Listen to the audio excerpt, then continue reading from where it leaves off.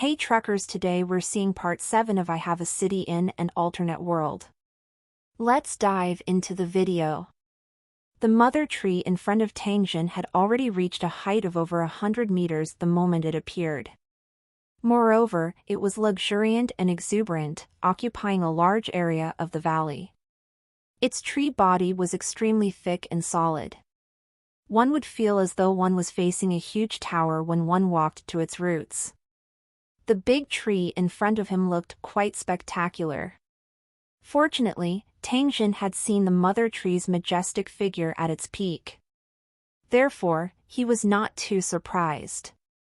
The rest of the people were at a loss. They would never have thought that the auxiliary city built by the Lord Castellan would be such a thing. Many of the residents had never seen a tree before because there was not a single tree in the vicinity of Black Rock City. They looked at the huge plant in front of them and felt that it was rather impressive.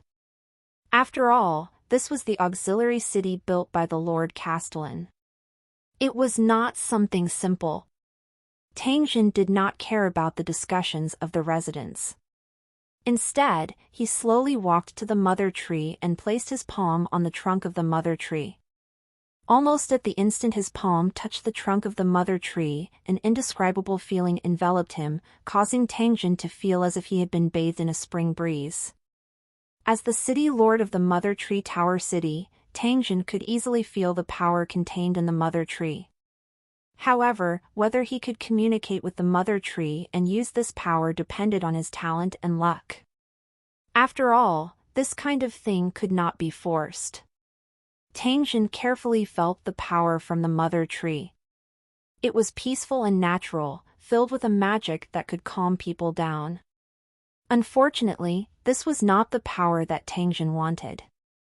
He needed to be passionate, he needed to be violent, and not to be as gentle as water.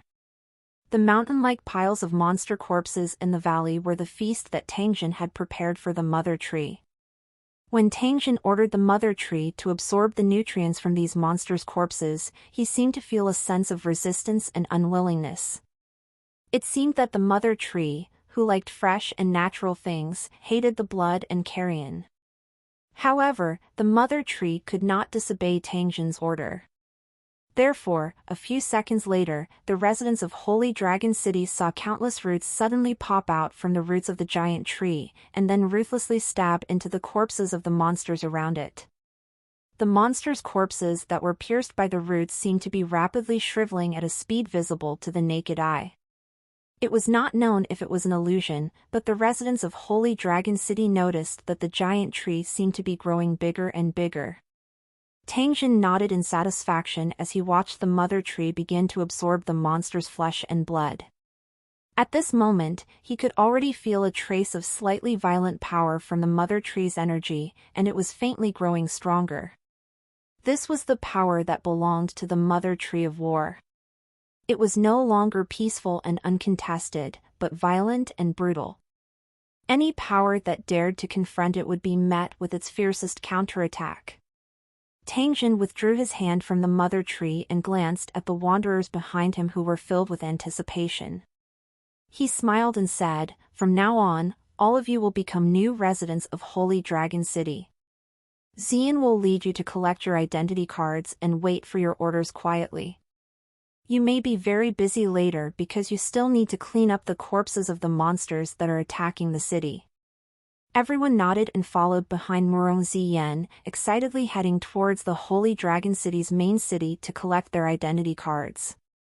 After Tangjin set the Mother Tree City Tower as an auxiliary city, the foundation of the Mother Tree City Tower would automatically integrate into the foundation of the main city tower. If he wanted to upgrade, he would have to upgrade both cities at the same time, and the consumption would also double. In this way, the Mother Tree Tower would not have a cornerstone trading platform, but would share a platform with the main city. If the Holy Dragon City was destroyed, the two cornerstones would be separated instantly and become independent cornerstones. It was precisely because of this characteristic that the other towers did not dare to rashly build an auxiliary city. The price they had to pay was simply too great, and the losses would easily outweigh the gains. Tangjin turned his head to look at the mother tree that was happily devouring flesh and blood. He extended his hand and hooked onto one of its hanging vines. Then, he suddenly leaped and climbed up the vines to the higher part of the mother tree. As if it could sense Tangjin's thoughts, the mother tree's vines quickly retracted. Tangjin did not use much strength and climbed up a huge branch of the mother tree. At the same time, a few tree houses made of vines and leaves appeared in front of him. This was the accommodation area provided by the Mother Tree Tower City for the residents. On this level 1 mother tree, there were a total of 10 such tree houses, each of which was strong and solid, looking like a fully enclosed bird's nest. Tangjin did not plan to let anyone stay here for the time being. This was because he did not lack a house to live in. In his heart, the mother tree was the source of protection and strength for the sacred Dragon Valley. How could he allow anyone to climb it randomly? Tangjin's gaze left the tree house. After looking around, he jumped down along the vines. After which, his body was like lightning as he appeared on the huge mud wall in the blink of an eye. After seeing Tangjin's arrival, the soldiers saluted and greeted him.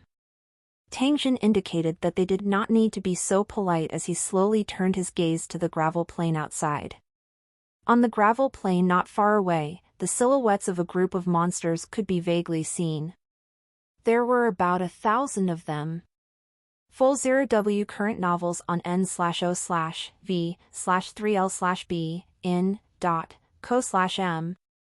This group of monsters were only level 1 or 2 small monsters. To the soldiers of the Holy Dragon City, they only needed to aim and pull the trigger, and they could easily take care of these monsters. However, Tangjin discovered the shadow of the corpse race among these monsters. He could not help but be slightly surprised. At the same time, he secretly guessed that the territory of the corpse race had already expanded to the vicinity of the Holy Dragon City. This might be the scene that Tangjin was most unwilling to see. Although there would be a battle with the corpse race sooner or later, Tangjin hoped that day would come as late as possible. This was because once the Holy Dragon City took the initiative to attack, it would prove that Tangjin already had the confidence to annihilate the corpse race. Hopefully, this was just a corpse race that had randomly barged in. Otherwise, he would have to quickly prepare for a great battle. Just as Tangjin's mind was filled with thoughts on how to deal with the undead race and that terrifying spirit brain undead king, Qianlong suddenly roared, "Damn, why are there ogres here to join in the fun?" Ogres? Tangjin was startled when he heard this. He naturally knew about these huge monsters. Moreover, he knew that these monsters were 4 to 5 meters tall. The lowest was rank 3, and the highest was rank 5. They had green and red stripes on their skin. They had boundless strength and a simple mind. Their food preferences were extremely varied and could be said to be omnivorous. Moreover, these humanoid monsters loved to eat people, so their name as ogres was definitely true. There was a common sense in the endless wilderness: never follow the ogres in search of food, because they would eat everything. It could be said that wherever the ogres wandered, there would be a disaster. This was because they would fill their stomachs with anything that could be eaten. Moreover, these monsters were always in a state of hunger, and they were constantly eating, and eating from birth to death. The ogres were like this because they had terrifying digestive and regenerative abilities. It was said that even if the muscles of the monster were cut off, it would recover in a day. As long as you provided it with food, the ogre's regeneration ability would never disappear. Therefore, the ogres were not afraid of being cut by knives and axes. Even if their stomachs were torn apart, they would not care. This made the ogres one of the most troublesome monsters for wanderers. Both humans and other races kept a respectful distance from them. After understanding this information about the ogres, Tangjin knew that the firearms in his hands no longer held any advantage. This was because even a powerful grenade would only be defeated in front of the ogres, who had tough skin and amazing recovery ability. Tangjin had gotten a rocket launcher from Ivanov, but he might not have absolute confidence in winning against the ogres. The originally simple defense of the city had become very complicated because of the appearance of these ogres. With the appearance of the ogres, these low-level monsters seemed to have a backbone. They howled even louder and gathered around the ogres, who usually would not even have time to hide, jumping up and down. Due to the laws of nature, the ogres did not devour the food that was everywhere. Instead, they opened their mouths, which were full of fangs and drool, and stared at the people on the wall. The siege battle began at the first touch. The arrival of these ogres meant that the siege had begun. The tallest ogre roared at the sky, and the countless low-level monsters around it rushed toward the Holy Dragon Valley like crazy demons. The gravel plain, which was initially dazzling under the sun, was suddenly covered by a layer of black, terrifying torrents. They quickly moved toward the Holy Dragon Valley. Everyone, pay attention. Once these monsters enter the marked location, beat them up. Read lat.stchers on n/v/l/b.i.cm. Kill them! Tyson roared and stared at the approaching monsters with excitement and nervousness. To him, these low-level monsters were just appetizers. He could easily tear them into pieces with the weapon in his hand, but with the presence of the ogres, the unknown of this battle suddenly increased. But the more it was like this, the more excited Tyson became. He felt like his blood was on fire, and he couldn't wait to kill the tallest level 4 ogre in one strike. Out of all the soldiers, Jimmy was the most excited. He had always had a dream, and that was to make a necklace out of the ogre's teeth and hang it on his chest in the most eye-catching place. He wanted everyone to know how brave he was. The chance to fulfill his wish was right in front of him. Jimmy's gaze never left the ogres. Even if a group of low-level monsters were attacking him, he would still turn to look at the ogres from time to time. Seeing his absent-minded look, Tyson lightly smacked his head and at the same time scolded in a rough voice, "Don't let your imagination run wild. If you want the ogre's teeth, you'll have to kill them first. You can choose whatever you want then. No one will care even if you use a hammer to smash them all down." And NBSP, as for Jimmy's thoughts, Tyson naturally knew them very well, but this was a critical moment, and he couldn't allow this kid to be distracted. If he was accidentally injured by a monster, how could he face the brother who had entrusted his child to him before his death? "Oh, I know." Jimmy scratched his head and focused his attention on the group of monsters that were approaching the marked location. "Beat him up!" Following Tyson's roar, all the guns started to shoot out flames of anger. The flames formed deadly metal-cutting lines and instantly tore the monsters into pieces. The originally white gravel plain immediately changed color, replaced by an extremely striking deep red, and the dizzying color became deeper and deeper. For the first time in their lives, these monsters, who ran rampant in the endless wilderness, experienced the power of bullets. However, this experience could only be experienced once in their lives, and what awaited them next was the end of their lives. The group of monsters at the forefront had all died, and the monsters behind them were not any better. Even if they were lucky enough to survive the bullets, the terrifying lethality of the large-caliber machine guns still made them lose the ability to continue moving. They could only fall to the ground in vain, wailing and struggling. Then, they were trampled into meat paste by the rushing monsters. Due to the influence of the law, these monsters did not feel the slightest fear even when they were faced with massive casualties. They continued to howl madly, stepping on the flesh of their own kind, bathing in blood, and approaching the Holy Dragon Valley without a care for their lives. Although the power of the guns was great, they were still a little weak against the crazy monsters. Looking at the large group of monsters that were already close at hand, some of the warriors had already thrown out their grenades.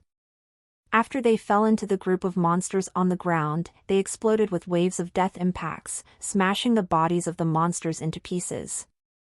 Tangjin ignored the ogres when he saw that they were just going to sit back and watch the tigers fight. He thought in his heart that if these monsters were to tactfully retreat, he would let them off.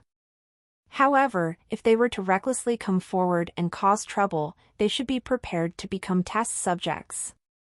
In Tangjin's heart, he didn't care about these ogres at all. He was even secretly pondering the possibility of taming these ogres. After all, ogres had terrifying regenerative abilities and had great value. Tangjin didn't mind performing a brutal dissection experiment after capturing these ogres. The grenades combined with the heavy machine guns caused the monsters that had been successfully killed at the bottom of the giant wall to suffer great losses again. After a fierce attack, there were only a few monsters left. Only a few of them looked up at the Holy Dragon City warriors on the giant wall and roared. It seemed like no monster could climb up such a high wall, but there were always exceptions. A monster with thick and solid hind legs suddenly jumped, leaping more than 10 meters into the air and landing on the city wall. At the same time, the monster waved its sharp, saw-like sickle-like claws, ruthlessly cutting at a Holy Dragon City soldier who was caught off guard. On the other hand, Tangjin was already prepared. He casually picked up a javelin made of steel pipe and threw it without even looking at it. Relying on the supervision given by the map, the javelin thrown by Tangjin accurately hit the monster's head. Pfft! After a muffled sound, the monster was sent flying as if it had been hit by a train. It fell heavily on the ground and died. The Holy Dragon City soldiers who were saved looked gratefully at the castellan, then quickly turned around and raised their guns, shooting wildly at the monsters. Every shot was aimed at the monster's vital points. Compared to the soldiers of the original world, these Holy Dragon City soldiers' shooting accuracy was extremely high. If they were placed in the original world's army, each of them could take on the position of an accurate shooter. Tangjin no longer watched the commotion. Instead, he took an automatic rifle from the side and began to shoot at the monsters within 200 meters. Almost every shot would accurately blow up a monster's head, causing the Holy Dragon City's soldiers to cheer. When Thousand Dragons saw this, he didn't want to be outdone either. He threw away his rifle and picked up the compound bow beside him, firing at the monsters. Perhaps it was because of his talent, but Thousand Dragon was able to play with the bow to a godlike level.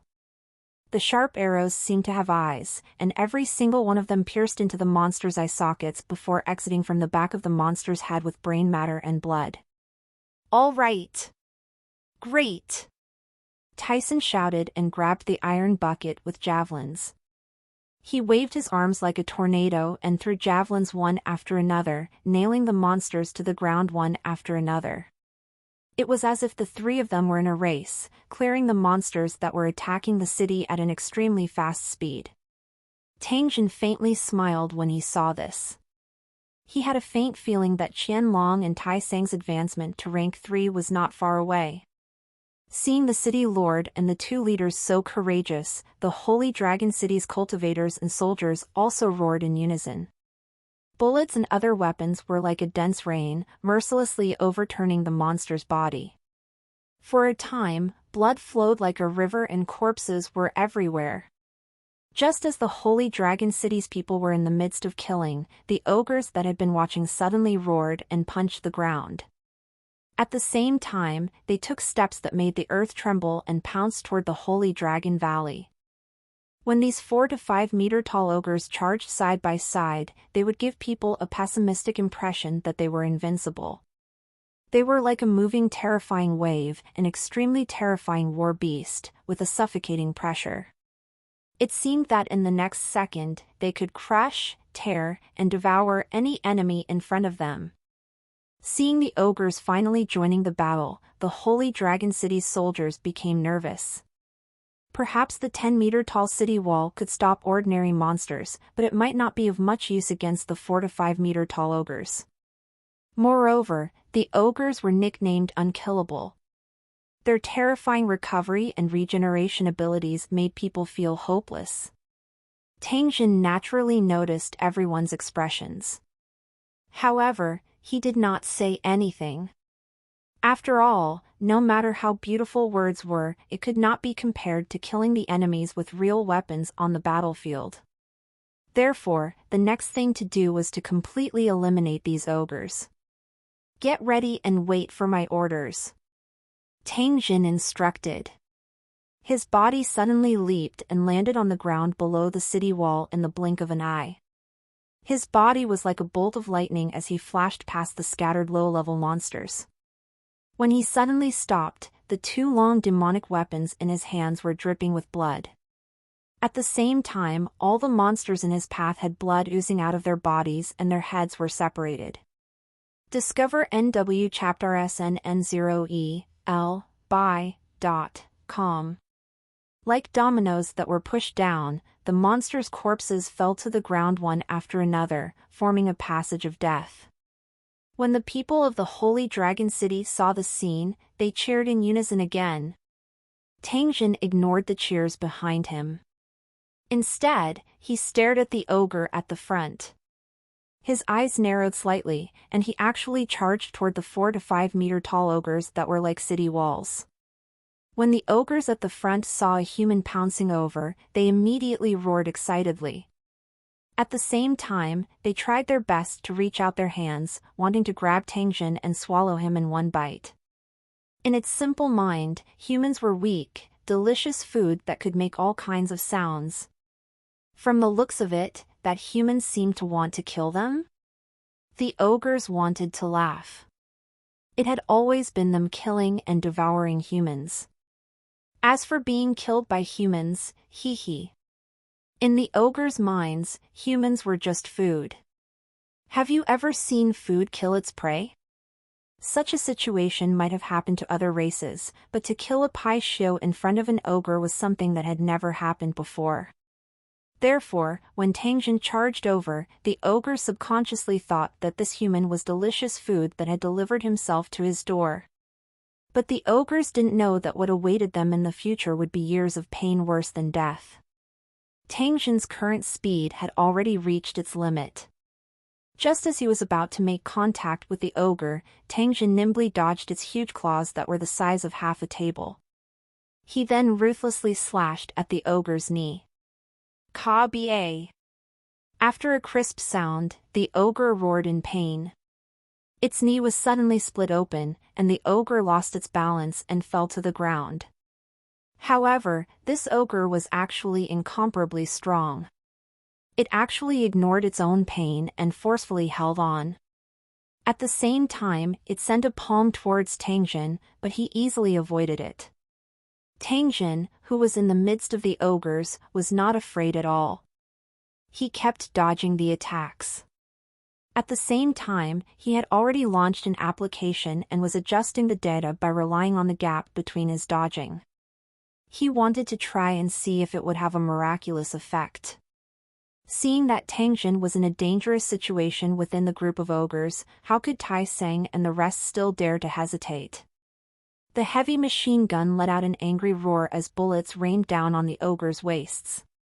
The continuous attacks from Tai Seng and the rest had effectively suppressed the ogres' attack speed. Blood spurted out from their bodies as the bullets tore off a piece of flesh from time to time. The ogres' terrifying recovery and regeneration abilities were in full effect. Their wounds were covered with maggot-like flesh sprouts, which wriggled continuously. After the bleeding stopped, new flesh began to grow. The tall ogres kept waving the huge leg bones in their hands. Due to the intense pain after shooting, they kept growling and stomping, but they couldn't kill the human who was as agile as a mouse. When Tang Jin finally finished his preparations, he suddenly raised his hand and shouted in a strange language. Immediately after, everyone saw a green chain fly out from Tang Jin's finger. At the same time, the chain rapidly grew longer and thicker. In the blink of an eye, it had already surrounded all the ogres. Tang Jin softly shouted again. The green chain that was floating in the air began to shrink. Everyone watched as the chain firmly tied the 5 ogres together. No matter how the ogres struggled, they were unable to escape from the chains. What kind of chain was this? How could it be so magical? While everyone was feeling puzzled, Tangjin looked at the chain-bound ogres that were roaring and struggling to escape. A mocking smile appeared on his face as he activated the skill. Shwa shwa shwa. Countless laser beams that were extremely glaring even during the day appeared out of thin air.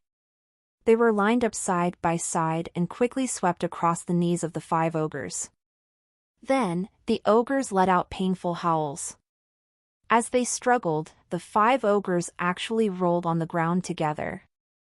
At the place where they had been standing, there were 10 neatly cut ogres' legs. There was no blood at the wounds, but maggot-like flesh fluttered, trying to find the ogres' bodies to connect. It was all thanks to the super laser engraving machine that the ogre's calf could be cut off so easily. He didn't expect that it would be so effective in dealing with monsters. However, the usage conditions of this model were too harsh. It required a close distance, a fixed target, and on-site data settings. With these restrictions, it was impossible for Tangjin to forcefully use it every time he faced an enemy. No matter what, these ogres had been crippled and could only wait to be captured. The soldiers on the wall lost their voices collectively after seeing the scene before their eyes. Their eyes were filled with shock and wild joy. There was also a deep admiration for Tangjin. At this point in the battle, the 5 ogres had been completely crippled, which meant that the siege battle was over. The few remaining low-level monsters finally regained their senses. They were terrified and began to run for their lives. In the blink of an eye, they had disappeared without a trace, leaving behind only a ground of flesh and blood. Brothers, we've won. The cheers sounded like thunderclaps. Soon after, everyone began to jump down along the rope. After which, they gathered beside Tangjin and curiously looked at the 5 ogres that were still struggling on the ground without their legs. City Lord, you're too amazing, Jimmy excitedly said to Tangjin. At the same time, his eyes began to linger on the smelly mouths of the 5 ogres as he pondered which one of their teeth he should knock out. The 5 ogres were like lambs waiting to be slaughtered, and a rare feeling of fear welled up in their hearts. Especially that little fellow. Why was he looking at our mouths with a strange expression? What was he trying to do? If he fell into the hands of this group of food, would he also be eaten? The thought of being eaten by food made the 5 ogres feel sad. This way of dying was too embarrassing for their ancestors. Tangjin didn't know what these ogres were thinking. Even if he knew, he would scoff at them. He wasn't interested in the smelly meat of the ogres. He only planned to study them in depth. That was all. If these ogres knew about Tangjin's research, they would probably think that it would be better to be eaten by this group of food. After all, the pain would be less if they did that. Holy Dragon City's residents, who had received news of their victory, had already run to the city walls in high spirits, quickly moving the sandbags that were blocking the entrance to the city walls. There was strength in numbers, and it didn't take long for them to clear out the hole that had been specially left at the bottom of the city walls. Looking at the monster corpses and 5 ogres with broken legs on the ground, the crowd whispered to each other again. At the same time, they bowed deeply to Tangjin and the soldiers guarding the city. This was the residents' respect for the warriors. There was no need to hide, just accept it. The current gravel plain was a raggle, with blood and minced meat covering almost every inch of the ground. It gave off an extremely pungent smell that made people want to vomit. This was also the reason why very few wanderers ate monster meat. No matter how you processed it, the stinky smell of the monster meat could not be covered up. Even if you forced yourself to eat it when you were starving, you would still suffer from abdominal pain and diarrhea. It could even cause severe dehydration. For ordinary wanderers, dealing with a few monster corpses was not a problem. However, when a large number of monster corpses appeared, it was simply a disaster. Fortunately, the Holy Dragon City already had the Mother Tree, which could perfectly solve this problem. After a short celebration, without waiting for Tangjin's instructions, the residents began to get busy. They used various tools to collect the monsters' corpses and then transported them to the Mother Tree, allowing it to devour them freely. It didn't take long for the Mother Tree to be surrounded by the monsters' corpses. It was a terrifying scene. The residents of Holy Dragon City were all in awe of this incomparably tall Mother Tree that could devour the corpses of monsters. The residents who had just joined Holy Dragon City were even more respectful. It was because of the existence of this Mother Tree that they had the opportunity to join Holy Dragon City. Strictly speaking, they were actually residents of the Mother Tree Tower. He had heard from Chief Muron that the Lord of the city had asked everyone to pray under the Mother Tree when they were free. If they could successfully communicate with the Mother Tree, they would be able to obtain the Mother Tree's power. By then, not only would the residents' levels be automatically raised, but they would also have the opportunity to obtain a certain position.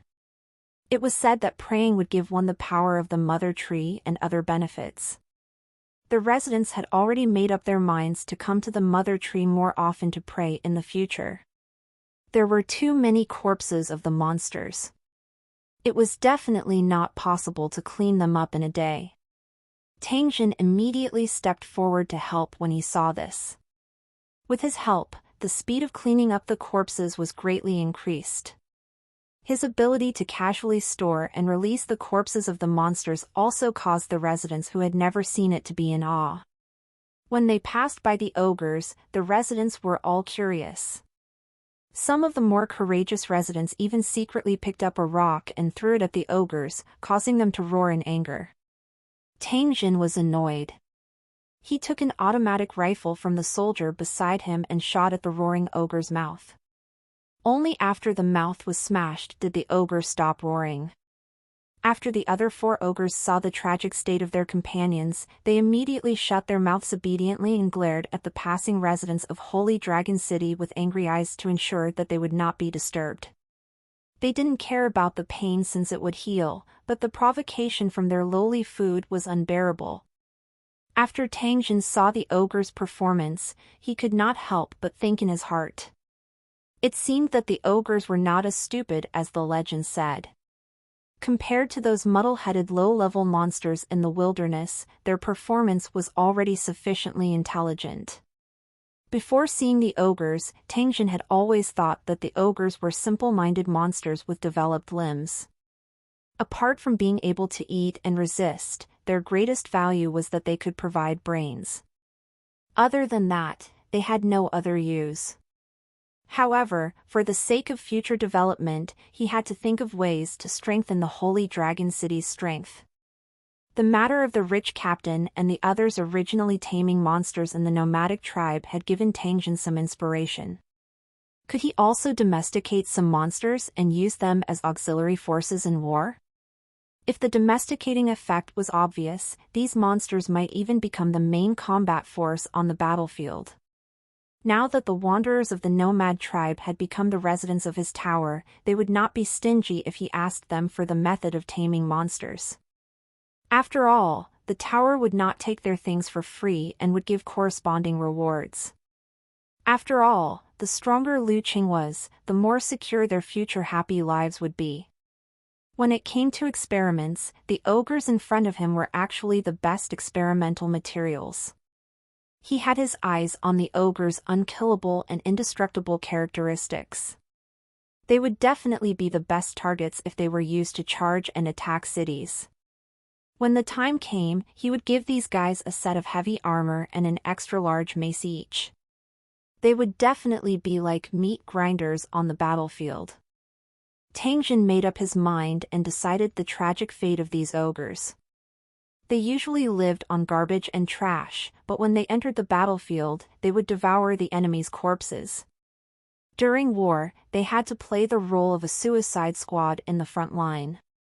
Once he had such a group of monstrous fighters, he would definitely beat the enemy to a pulp.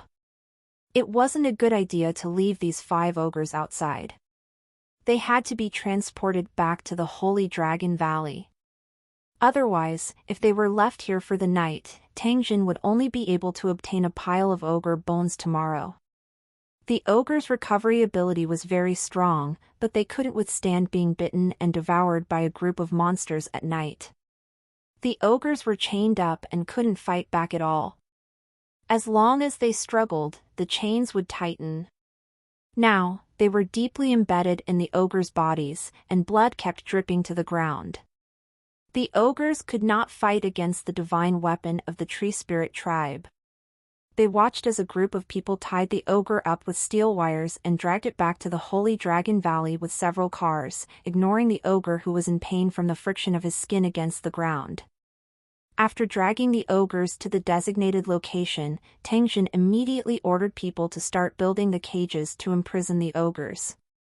The destructive power of these things was too great, so Tangjin wanted them to be extremely strong. At the same time, for safety reasons, he built the ogres' cages in the sunken part of the cliff and ordered people to guard them. After this busy period, he would make a few sets of high-voltage shackles for these ogres. If these guys were disobedient, Tangjin would ruthlessly deal with them. The Mother Tree Tower City had been successfully built, but Tangjin was unable to borrow its strength for the time being. As the prerequisite for using the Mother Tree's power was to communicate through comprehension, it was unknown how long it would take and how many people would succeed. Before this, it was just an ordinary giant tree. F0 Low New Hapters at nov/el/bin/.com. Looking at the mother tree that was still devouring the monster's corpse, Tangjin decided to spend the night under the tree and try to communicate with it. After reading the written records of the Tree Spirit clan, Tangjin was very interested in the power of the mother tree. It was unknown when Li Sha had walked over. She silently stood behind Tangjin and only quietly looked at his back in a daze. Tangjin had already discovered the girl behind him through the map. After turning around and looking at the other party, Tangjin smiled and asked, "I haven't seen you in a long time. How are the children?" Lisa's current job was to train and take care of the children taken in by the Holy Dragon City. Compared to those rough men, the beautiful and hardy Lisa was undoubtedly more suitable to be a coach. Li Sha nodded and took a few steps forward. When she was less than a meter away from Tangjin, she stopped and said with a smile, "These children are very sensible and hardworking. They know that good days are hard to come by, so they train hard every day. Some of them have already shown quite a bit of talent." Tangjin nodded when he heard this. He had great expectations for these children and hoped that a few outstanding people would emerge from them. He would then nurture them and make them the future pillars of the Holy Dragon City. After thinking for a while, Tangjin said to Lisa, "Call these children over tonight. We'll have a barbecue party under the mother tree. We'll let these children try to sense the mother tree's power." Lisa softly replied with an N and slowly turned around, leaving Tangjin with only a tall and slender back. As night gradually fell, the entrance and exit of the city wall were once again sealed to prevent monsters from taking advantage of the situation to enter. Once the door made by Tangjin was installed, it would no longer be so troublesome. Ever since he had the terrain transformation plugin, Tangjin suddenly had an idea to temporarily isolate the Holy Dragon Valley from the outside world.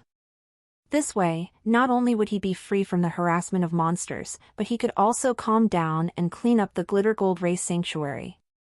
There was no need to worry about the supply of food and weapons, and there was a refuge for the Glitter Gold Race that could provide a large number of brains and gold. It seemed that there was no need for him to go out and cause trouble. It would not be too late to show off his extraordinariness when the Holy Dragon City's army was strong and powerful. According to Tangjin's estimation, if he could completely clean up the Flashing Gold Race's sanctuary, the number of brain beads he would obtain would be extremely shocking. It would definitely be able to help him upgrade Lu Qing to level 2 or 3, or even higher. Since the future was so wonderful, why should he give up what was near and seek what was far away? Before the corpse race's tentacles extended to the sacred Dragon Valley, Tangjin completely did not need to care about what was happening outside. Therefore, he could just let it be. After Tangjin had thought it through, he called Qianlong, Tai Sing, and the others over and expressed his thoughts to them, which received their support. However, Qianlong still made a suggestion. He asked Tangjin not to reject the wanderers seeking shelter in the Holy Dragon City. Even if the Holy Dragon Valley was closed, they could still take in those wanderers. After all, the construction work of the valley still required a large number of manpower. What the Holy Dragon City lacked the most was population, and Tangjin was naturally well aware of this. Therefore, he happily agreed to Qianlong's suggestion and specially instructed the two of them to be careful and confirm if there were any spies among them. Ever since Elder Mo of Black Rock City had revealed his detailed information, other than the most secretive information such as him coming from another plane and having various magical uses, the rest of the information had been thoroughly investigated. Tangjin felt very worried about this. Only the heavens knew if there were spies from other factions hidden within the people around him. Although he did not place the various factions in the vicinity in his eyes, this feeling of having a fishbone stuck in his throat made Tangjin feel quite uncomfortable. Fortunately, there was a solution to any problem. Tangjin's map function could help him monitor suspicious targets all day long. Moreover, the living environment of Holy Dragon City could also cause the spies to feel reluctant to leave, and thus, they would hide forever. After letting his thoughts run wild for a while, Tangjin suddenly remembered that he had made an appointment with Lisa to hold a barbecue party under the mother tree. Looking at the sky, it seemed that it was almost time. Tangjin got up and returned to his room. He teleported back to the original world. After checking the food in the refrigerator, he gave Peter a call and asked him to get some barbecue equipment and various food. After hanging up the phone, Tangjin took out a pen and paper and wrote down some of the materials he needed. Among them were the gates needed for the city wall, the high-voltage electric shackles used to lock the ogres, and many other small things. When he was talking to Lisa today, Tangjin found that there were many patches on her clothes. They were even sewn with very rough needle and thread, making the stitches look extremely rough. After seeing this scene, Tangjin suddenly recalled that other than not needing to go hungry, the clothes on the residents' bodies were still tattered. Some of the residents' clothes could not even be worn. However, as he did not have a change of clothes, he could only wear them.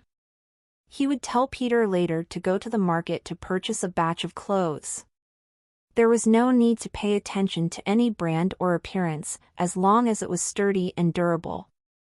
Tangjin was prepared to give 2 sets to each person. It could be considered as one of the benefits for the residents of the Holy Dragon City. Peter's action speed was very fast. Only half an hour after Tangjin made the call, Peter drove a pickup truck over.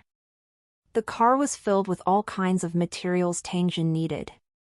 After seeing Tangjin, Peter first saluted respectfully, and then asked Tangjin to check if he was satisfied with the things he bought. Tangjin waved his hand to indicate that he didn't need to look at it. Then, he handed the paper full of words to Peter and asked him to buy a batch of sturdy and durable clothes, shoes, socks, and other clothes. After Peter inquired about Tangjin's needs, he thought for a moment and said to Tangjin, "Actually, I used to be in the wholesale business of clothing, so I have a batch of clothing in stock. They are all leather clothes, jeans, and a lot of shoes. Because the style is too old, I haven't been able to sell them. Why don't you just take them away?" Tangjin was happy when he heard this. After asking where Peter stored the clothes, the two of them directly drove there. Peter was right. He did have a lot of clothes in his inventory, but they were all old, and the quality was good. Because the clothes couldn't be sold, it led to a large backlog of Peter's funds. If it wasn't for Tangjin's reward, he would probably have to work hard for many years before he could make a comeback. Tangjin was very satisfied with these clothes and shoes. He nodded and said that he wanted all of them. At the same time, he took out more than 10 stacks of cash and handed them to Peter. Unfortunately, Peter refused to take them. He said that the gem Tangjin gave him was enough to sell for a lot of money, so these clothes were for Tangjin.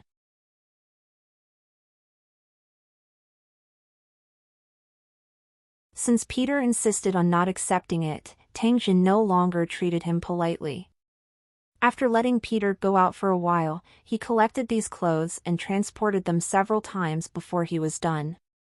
When Peter found out that Tangjin had emptied the entire warehouse in just a few minutes, he immediately opened his mouth in surprise. He looked at Tangjin with worship and awe, as if he had already regarded him as a god. After bidding farewell to Peter, Tangjin returned to the sacred Dragon Valley with the various tools and ingredients that Peter had sent. At this moment, the huge moon was already hanging in the sky, and the ground was sprinkled with bright white light. The empty Holy Dragon Valley seemed extremely quiet. Tangjin walked out of the door and saw that a large group of people had already gathered under the huge mother tree. They were lighting a bonfire and sitting around to chat about something. The mother tree looked holy under the moonlight. Even though it was surrounded by the corpses of monsters, it still didn't affect the peaceful feeling that the mother tree brought to people. It was like a kind mother, protecting her children in her arms. For some unknown reason, the monster corpses around the mother tree did not give off a single scent of blood. Perhaps this was one of the mother tree's mystical qualities, or else how could there be no smell from the mountain of monster corpses? Tangjin walked to the front of the mother tree and discovered that the entire mother tree was covered in a layer of white moonlight. It was as if every leaf of the mother tree was emitting a colorful light, as if countless spirits were dancing on the leaves. From this angle, the mother tree was so great, so magical. After seeing Tangjin walk over, the group of children who were originally gathered together and chattering immediately shut their mouths. After which, they opened their incomparably bright large eyes under the illumination of the bonfire and silently watched this mysterious city lord in front of them. From the day they entered the Holy Dragon Valley, they had been told by instructor Lisa that it was because of the city lord's pity that they were allowed to enter the Holy Dragon Valley. From then on, they would no longer have to worry about starving or freezing, nor would they have to worry about dying from various reasons. At the same time, they would have the opportunity to become cultivators. It was simply a great fortune for them to have encountered such a good thing. Therefore, this group of children cherished it. They were filled with respect and gratitude towards Tangjin, who had given them everything. Get the latest chapters on n/velben.com. Tangjin did not hesitate when he saw the children's sparkling and expectant eyes. He gently waved his hand and a large pile of food appeared in front of everyone. Before they could eat, someone could not help but drool. I hereby announce that the barbecue party will begin immediately. Tangjin's voice had just sounded when the children all let out an excited cheer. These children hesitated in the face of the large pile of delicious food that had suddenly appeared. It was not that they did not want to eat it, but compared to their previous vagrant life, which was akin to eating raw meat and drinking blood, the barbecue tools and various ingredients and condiments in front of them were things that they had never come into contact with before. They simply did not know how to use them. All of them stared at each other before finally looking at Tangjin in unison. Smiling, he walked forward and let the children see how he operated. Lisa, who was at the side, also came forward to help. At the same time, she asked the two children to add more fuel to the bonfire. Most of the fuel used by the wanderers in the endless wilderness was a kind of grassroot that was exposed to the ground. It was extremely oily and very resistant to fire. Lisa and the others were using this kind of grassroot. There was a pile of it that was as tall as a person next to them. It was the dried stock collected by the residents on a daily basis. After the group of people busied themselves for a while, Tangjin began to place the various processed ingredients on the rack and began to barbecue them. A group of children gathered at the side and watched Tangjin's actions without blinking. Not long after, a wave of fragrance spread out, causing these children's noses to continuously twitch. Some of the children had even started to drool. When Tangjin saw this, he smiled and shouted to the group of small heads around him, "Don't crowd around, all of you do it yourselves, take whatever you want to eat." Yay! The children immediately shouted excitedly when they heard this, and then pounced in front of a pile of food. After fighting for a while, each of them took a large pile of ingredients, gathered in front of their own barbecue grill, and couldn't wait to roast them. Lisa couldn't help but cover her mouth and chuckle as she watched the group of children fight and play. Tangjin looked at Lisa, who was incomparably charming under the bonfire. At this moment, her face was filled with joy and love. Clearly, she had invested too much emotion into these children. These children will grow up one day. You can't protect them forever. You have to learn to let them face their own difficulties and obstacles. After all, the outside world is not a paradise. It is full of danger and cruelty. Tangjin lowered his head and said to Lisa while roasting the meat in his hand. Slowly turning her head around, Lisa gently fondled the silver hair that dangled in front of her forehead. She softly said to Tangjin, "They are all orphans and have experienced hardships. I don't need to tell them many things, and they know it very well in their hearts. I just want them to have a happy childhood, not like me when I was young, making a living like a wild dog every day, watching the people around me die of cold and hunger." Lisa's voice paused slightly when she said this. Tangjin noticed that there seemed to be mist flashing in her eyes, but it disappeared without a trace in the blink of an eye. The cruel experience in the endless wilderness had made this beautiful girl's heart extremely strong, but it had not become tougher. From the way she cared for these children, it could be seen that she seemed to want to make up for what she had lost in her childhood to these children who shared the same fate. A young little girl ran back and pulled Li Sha's hand. She timidly looked at Tangjin before her large eyes suddenly flashed and said, "City Lord, we've roasted the food, do you want to eat with us?" Tangjin looked at the little girl who was about the same age as Muron Ziyue. He patted her head affectionately and nodded. The little girl cheered and immediately pulled Lisa's hand. She looked at Tangjin as she walked and slowly walked to a group of little fellows who were burying their heads and eating. Tangjin picked a place and sat down. Lisa also sat next to him. "Everyone, eat. There are drinks here. Help yourselves." Tangjin looked at the little fellows who were eating until their mouths were full of oil.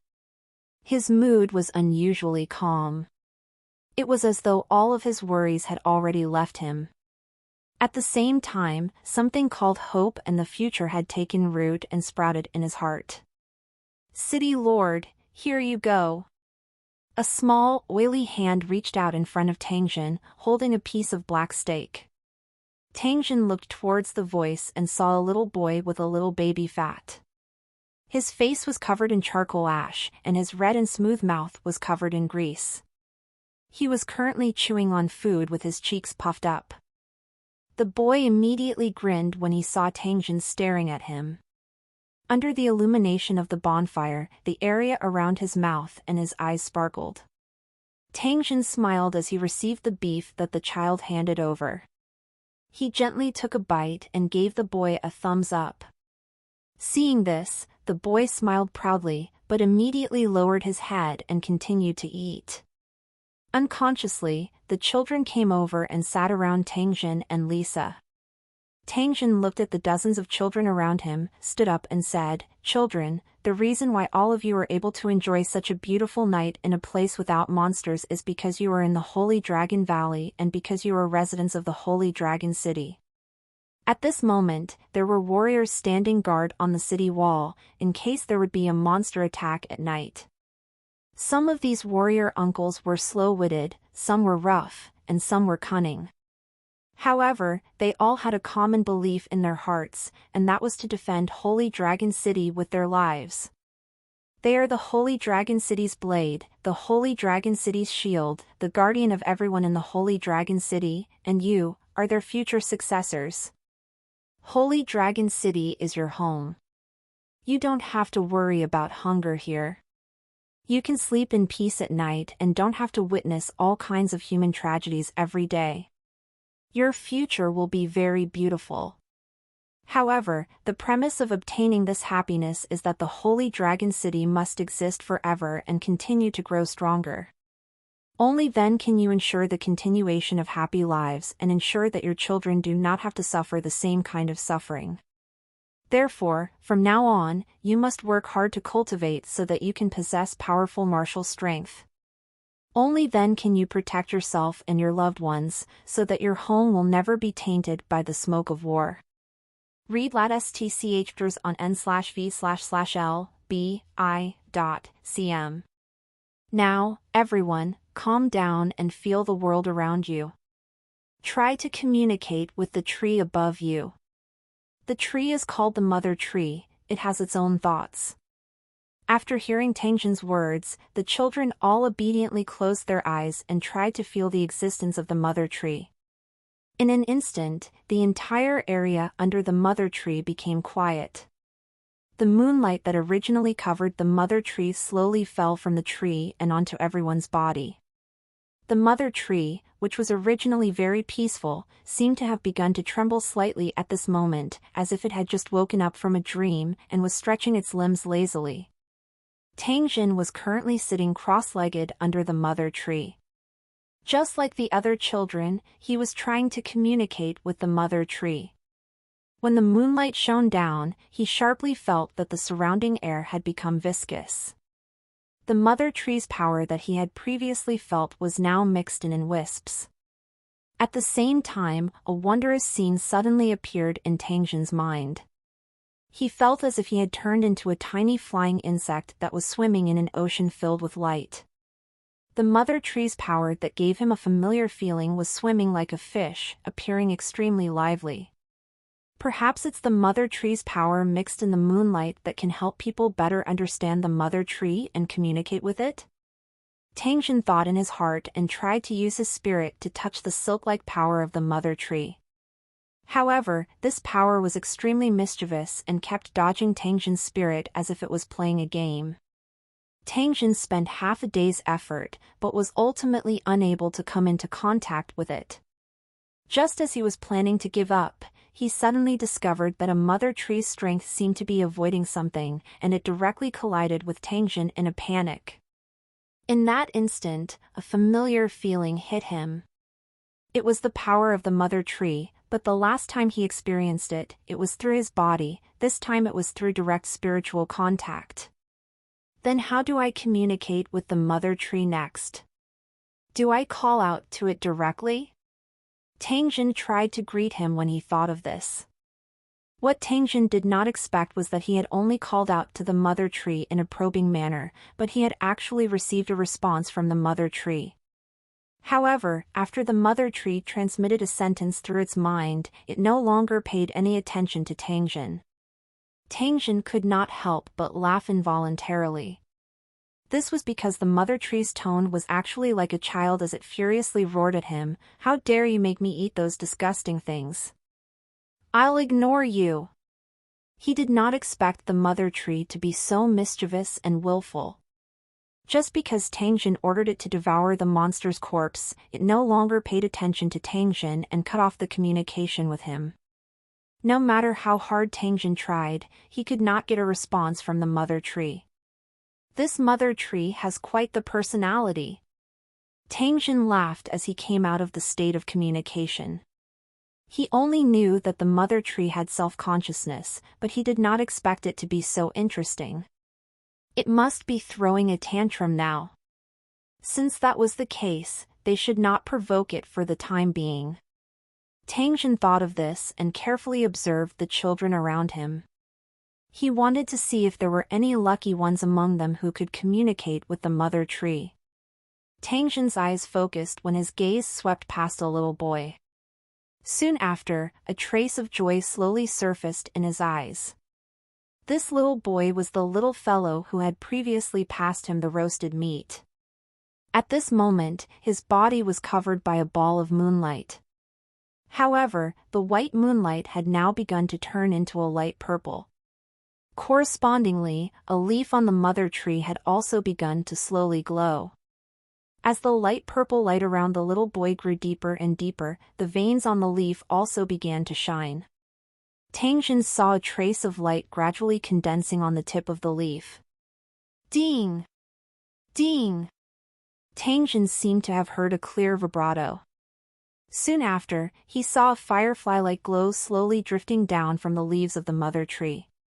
It drew in a regular trajectory across the night sky and slowly landed on the head of the little boy like a meteor. After the light wandered around the spot between the little boy's brows, it suddenly entered and disappeared without a trace.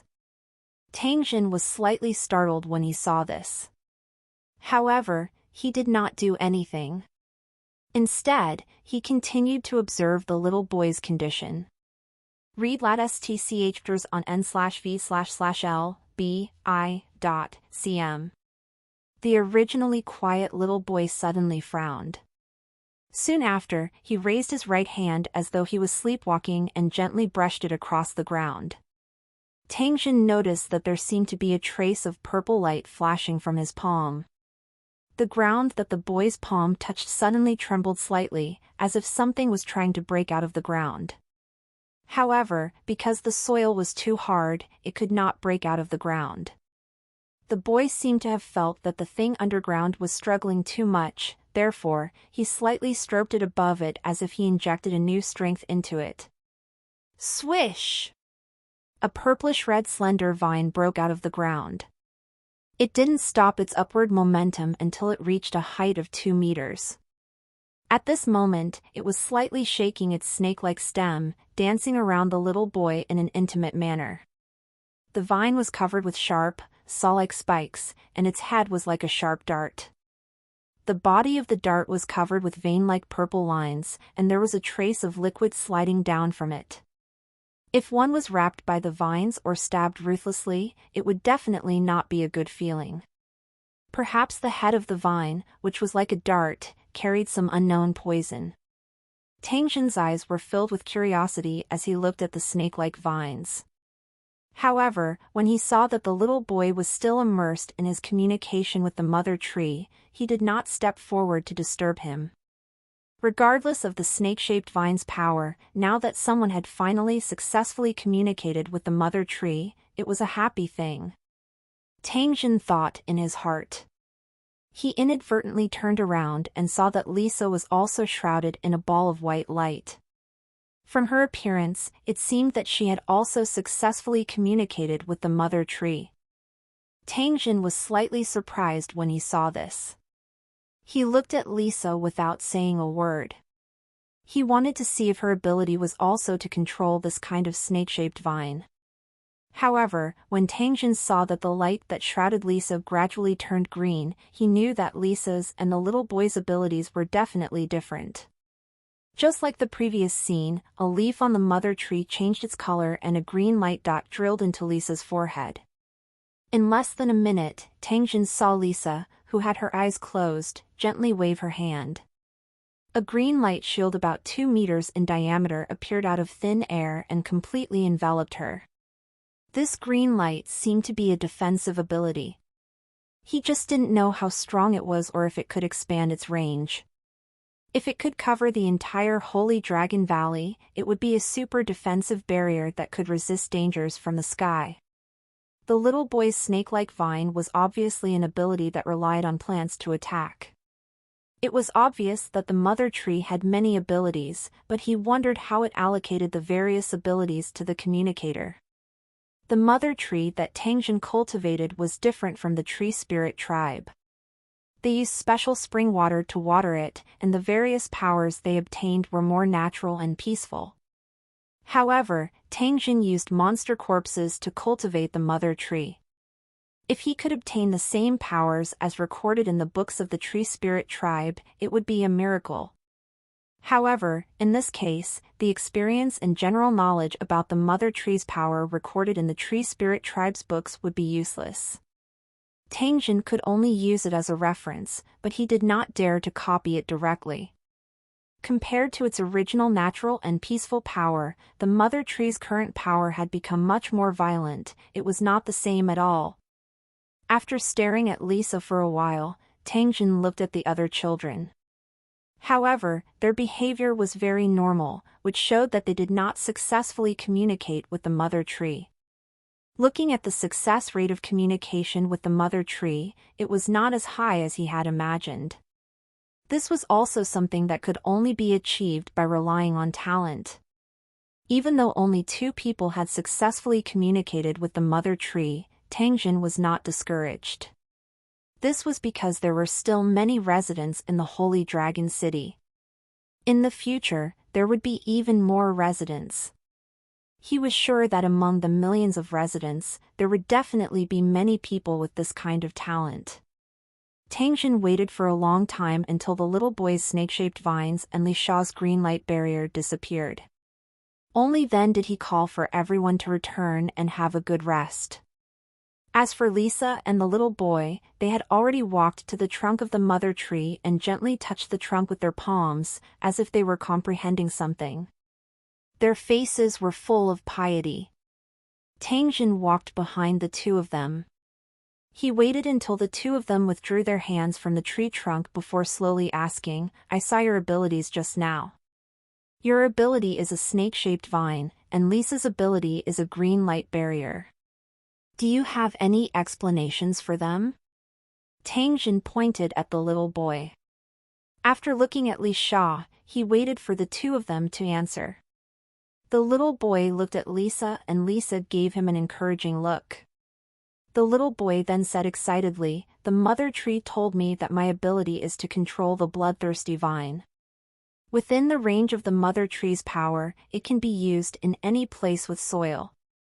And as my power increases, the bloodthirsty vine can grow very, very big, just like a pistachio." The little boy scratched his head, trying to find a word to describe the giant bloodthirsty vine he saw when he was communicating with the Mother Tree, but he couldn't think of a suitable word, and his face turned red. Tangjin smiled and motioned for the little boy not to be anxious. Then, he looked at Lisa. "When my communication with the Mother Tree reaches a certain level, I can use the power bestowed by the Mother Tree to form an infinitely large protective shield within the range of the Mother Tree's power transmission. However, the larger the surface area of the protective shield, the lower the defense strength and the greater the consumption of the Mother Tree's power. At the same time, the use of this ability is not unlimited. Because the current power is very violent, it will cause a burden on the user. Thus, there is a time limit to the use of various abilities. Some abilities even have a limit to the number of times they can be used." After Lisa said this, she suddenly looked at Tangjin with a very strange expression. She gently smiled and said, "The Mother Tree said that it hates you and told you not to have any wishful thinking. It will never lend you its power because you forced her to eat disgusting things. You're a big bad guy." Tangjin was stunned when he heard this. He raised his head and glanced at the Mother Tree. However, he could not help but laugh. "Yingluo, you don't have to go around telling people about this embarrassing thing, right? Ha ha ha Yingluo." Tangjin glanced at the Mother Tree as he spoke. He waved at Lisa and the little boy named Imoluo before turning around and walking towards the nameless lake that was extremely beautiful under the moonlight. "It's getting late, go back and rest. Remember to communicate more with the Mother Tree. Oh right, you and Imoluo can move to the Mother Tree. Anyone who can communicate with the Mother Tree can move there." Tangjin suddenly turned around and said to the 2 of them. As for how to get to the tree house on the Mother Tree, Tangjin did not mention it at all.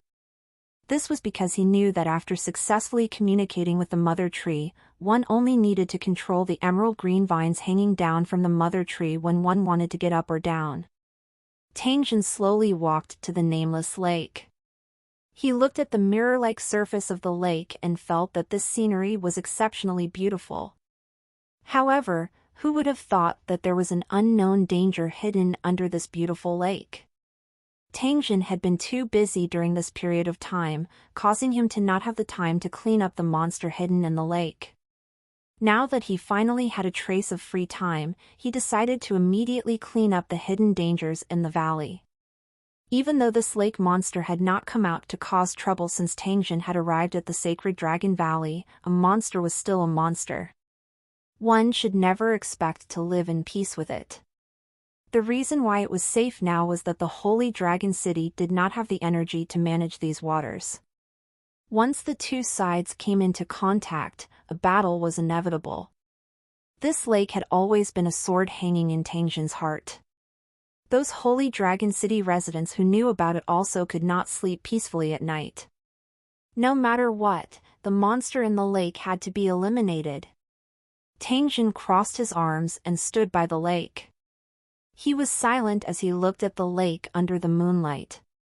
At the center of the lake far away, a huge shadow was slowly sinking, causing the surface of the lake to ripple. Tangjin returned to his original world and began to prepare to clean up the lake monster. The water was the lake monster's home ground and it could display its full strength. Tangjin naturally wouldn't go to the lake to find trouble with it. No matter how strong he was, once he fell into the water, he would probably be slaughtered by the monster. As such, the only safe way was to bring him ashore and kill him. Apart from this method, Tangjin had other methods to kill the lake monster. However, they were all too troublesome. It was far simpler than directly fishing it up. After calling Peter over, the two of them drove to the machinery processing plant in the suburbs, which was also one of the properties of the Leonard family. The two of them entered the factory smoothly.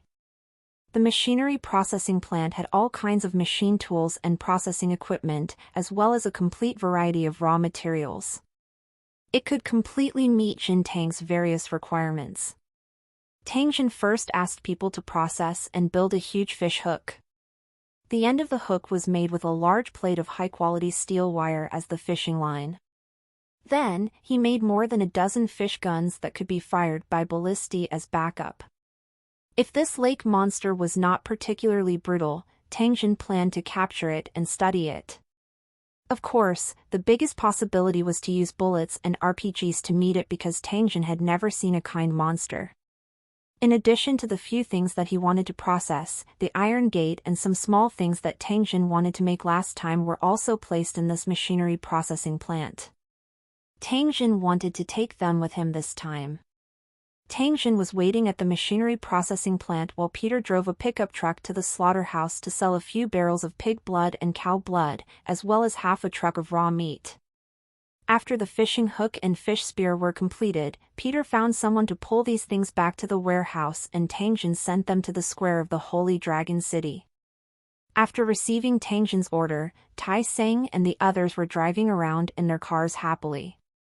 Other than a portion of the supplies being moved into the Holy Dragon City's warehouse, the rest of the things were moved to the lakeside by Tai Seng and the others.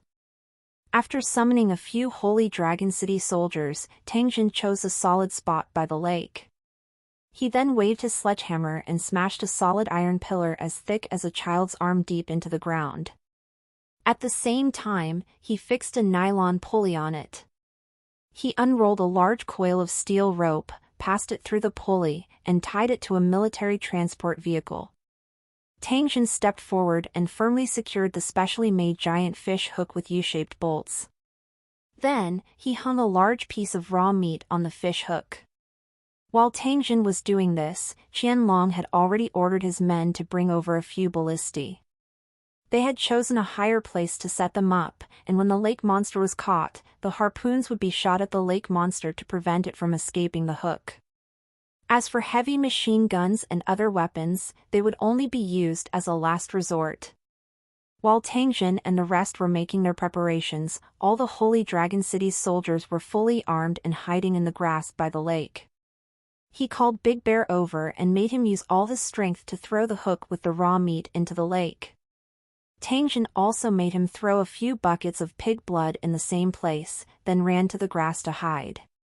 After the pig's blood was poured into the lake, the originally calm surface of the lake was instantly dyed red. After a short while, the lake water was like a boiling pot. Tangjin focused his eyes and looked over. He discovered that there were countless strange fish rolling around in the water.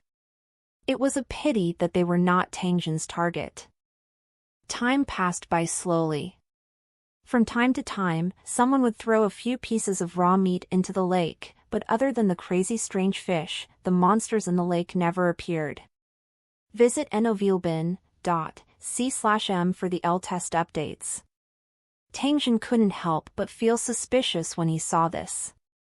Could it be that Tai Sang's eyes were playing tricks on him and there were no large water monsters in this lake? Tangjin's mind was filled with random thoughts. However, at this moment, an enormous black shadow suddenly appeared in his sight. Its sharp dorsal fin broke through the surface of the lake and swiftly pounced toward the spot where he had thrown the raw meat. It's not a waste of effort. This guy has finally appeared. Tangjin was a little excited in his heart. He subconsciously tightened his grip on the metal javelin in his hand. With his current cultivation, the might of the metal javelin that he threw was truly terrifying. It was not the slightest bit inferior to the might of a heavy machine gun and other weapons. The black shadow in the lake seemed to have no scruples as it charged directly at the raw meat with the fish hook. After a splash, the steel wire tied to the wooden stake suddenly tightened. "He's taken the bait, pull him back." Tangjin's eyes stared intently at the surface of the lake where the huge waves were churning as he loudly shouted without turning his head. After receiving the order, the cultivator immediately stepped on the accelerator and quickly retracted the steel wire. As the steel wire gradually tightened, the monster was also in great pain from the fishing hook. It had no choice but to gradually tighten the steel wire and move toward the shore. More and more parts of the monster's body emerged from the water. In the blink of an eye, a huge figure suddenly sprang up from the water, revealing its ferocious face. It was a level 4 monster that was close to 10 meters long. It looked like a combination of an octopus and a frog. Its body was covered in black scales, and mucus was dripping down. The huge hook with the raw meat had been swallowed by the monster. The steel wire was extending out of its throat, causing its mouth to be unable to close and blood to flow out. Because of the pain, the monster was struggling violently. Tangjin was really worried that the iron pillar would suddenly break. After seeing Tangjin and the others on the shore, the monster that was in pain immediately went crazy and madly rushed towards the group. Since this monster had already taken the bait, there was no need for Tangjin to say anything about what to do next. "Try not to kill it, but attack it now." After the order was given, everyone aimed their crossbows, arrows, and javelins at the crazed monster. In an instant, the monster's body was covered with wounds, and blood dripped from the wounds to the ground. The fish spear with the rope stabbed into the body of the lake monster and directly entered its body. The monster that was attacked let out a series of screams, but it was unable to break free from the steel wire and rope. The lake monster was covered in blood, and its painful roars were endless. The sound waves made everyone's eardrums hurt. Thousand Dragon operated the automatic rifle, aiming at the monster's eyes and mouth. After dozens of shots, the monster's eyes were finally destroyed. The monster, which had been severely injured, fell to the ground. It seemed to have exhausted its physical strength and was on the verge of death. Tangjin was about to step forward to take a look and see if he could keep the lake monster alive to facilitate his research. However, he never thought that before he could approach the lake monster, a change suddenly occurred. The dying lake monster suddenly erupted. A trace of green light seemed to flash on its teeth. Immediately after, it bit the steel wire in its mouth and its huge figure was like a lightning bolt as it directly pounced towards Tangjin. Not good. Tang Jin was shocked when he saw this. He suddenly threw the metal javelin in his hand. In the blink of an eye, it ruthlessly pierced into the lake monster's chest. However, due to his hasty attack, this attack did not hurt the lake monster's vital points. On the contrary, it made it even more crazy. Seeing that the lake monster did not die after suffering such a heavy blow, Tang Jin controlled the storage space and changed it to a giant sword that was 1.8 meters long. It looked extremely sharp. This was a weapon that he had specially built in the mechanical processing plant. He did not expect to use it so quickly. Due to the increase in Tang Jin's strength, his original weapon was no longer suitable for him to use. The purple electric short sword was too short and was not suitable for dealing with huge monsters. On the other hand, this specially made large sword, which was almost as tall as him, was made from high-quality special steel. It weighed more than 150 pounds, and it was just right for Tang Jin to use. At the same time as Tang Jin's attack, Tai Seng and Qianlong also brandished their weapons and faced the water monster's advance head-on. The two of them had the same thought in their minds, which was to help Tang Jin kill the lake monster. They couldn't let it wreak havoc on the shore, or else it would definitely cause heavy casualties.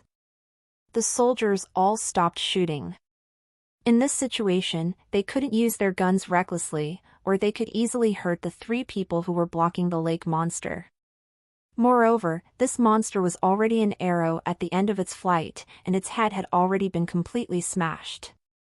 As long as the three of them dealt it a heavy blow, it was likely that it would be killed. The Holy Dragon City's soldiers were very confident in the city lord and the two leaders. Because after the battle, the two leaders had both become level 3 cultivators. This was something that made everyone feel both coincidental and excited. The level 4 city lord and the two level 3 leaders would definitely be able to kill this struggling lake monster. Qianlong and his partner's speed was much faster than ordinary people, but the lake monster was also extremely fast when it used its full power.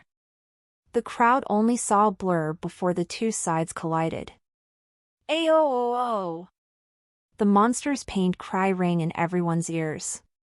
Then, a pillar of blood shot up into the sky. At the same time, the monster's head flew in the air. With a muffled sound, the monster's corpse fell heavily to the ground. It twitched a few times and then stopped moving.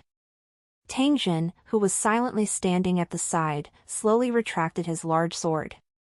He ignored the surprised expressions on everyone's faces and slowly walked to the side of the monster's head. At this moment, the monster's head had already turned into a pile of rotten flesh. The surface of the head was covered with blood and mud. Tang Jin knew that there was a brain bead hidden within the head of this monster. However, looking at the disgusting appearance of the lake monster's head, he really had no way to make a move. When Qianlong saw this, he waved his hand and called over a few people. He then handed over the task of breaking open the lake monster's head and searching for the brain bead to them. Tai Seng pulled out his battle blade from the side of the monster's corpse and glanced at Tang Jin with a complicated feeling. The strike that had just beheaded the monster was executed by Jin Tang. As for him and Thousand Dragon, their attack was aimed at the monster's chest. However, by the time the two of them had struck the monster, Jin Tang had already killed it. After secretly comparing the effects of their attacks, Tai Seng helplessly discovered that even though the two of them had successfully advanced to rank 3 cultivators, there was still a gap between them and Tang Jin's strength and speed. How could the difference of one level be so huge? Perhaps he would only be able to compete with the city lord after he exchanged for a cultivator skill from the Cornerstone trading platform and reached level 4? However, the moment he thought about Tang Jin's mysterious ability, Tai Seng sadly realized that he might never be a match for the city lord. Tang Jin's cultivation rose rapidly. In such a short period of time, he had already become a rank 4 cultivator. His speed was as fast as a rocket, and this made Tai Seng extremely envious. For Tai Sing, who revered strength and was competitive, it was an extremely painful matter to watch his companion's cultivation rapidly increase while he remained at the same spot. However, after he realized the huge gap between him and Tang Jin, he extinguished his original intention to compete. It's better not to think about those messy things and work hard to improve your cultivation. Who doesn't know that the Holy Dragon City is now surrounded by powerful enemies? A battle could break out at any time. When that time comes, I'll still need to fight and kill. Thinking up to this point, Tai Sing felt as if a huge rock in his heart had been lifted off. His entire being immediately became extremely relaxed, and a bright smile subconsciously appeared on his face. Tang Jin was currently squatting on the ground and observing the corpse of the lake monster. Naturally, he didn't know what Tai Sing was thinking. However, he was very clear about Tai Sing's personality. He was a man who respected the strong. As long as he could prove that his strength was stronger than Tai Sing, then Tai Sing would submit to him from the bottom of his heart.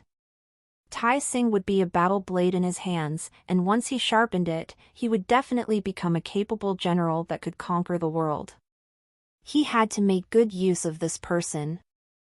After dragging the broken body of the lake monster to the side, Tang Jin commanded everyone to cast the hook again to see if there were any more water monsters in the lake. This time, they waited for nearly 3 hours, but no water monster appeared. It seemed that there was only one water monster in the lake. Since there were no more water monsters in the lake, Tang Jin didn't have the mood to wait any longer. He ordered his men to collect all the items and gave a few words to the residents in charge of the valley's construction. He asked them to organize people to clean up the aquatic grass by the lake. Once the seaweed that the strange insects lived in was cleaned up, the strange insects in the lake would die because there was no food or place to lay eggs. After the strange insects died, the strange fish in the lake would also die because there was no food source. After the pests in the lake were completely eliminated, Tang Jin could rest assured and boldly engage in aquatic farming. On the way back to the tower, Qian Long passed a brain pearl that was several times larger than an ordinary one to Tang Jin. It came from the lake monster. Tang Jin took it and sized it up with a surprised expression. He then used his hand to gently shake it and felt that it was quite heavy. All West ch.rs on n.o/vli/n/.cm. Looking at this brain that was the size of a baby's fist, Tang Jin could not help but guess whether its value would be a little higher. He then tried to use his phone to estimate its value. Just as he gave the order, a prompt appeared in front of his eyes. Mutated level 4 brain, worth 200,000 gold coins.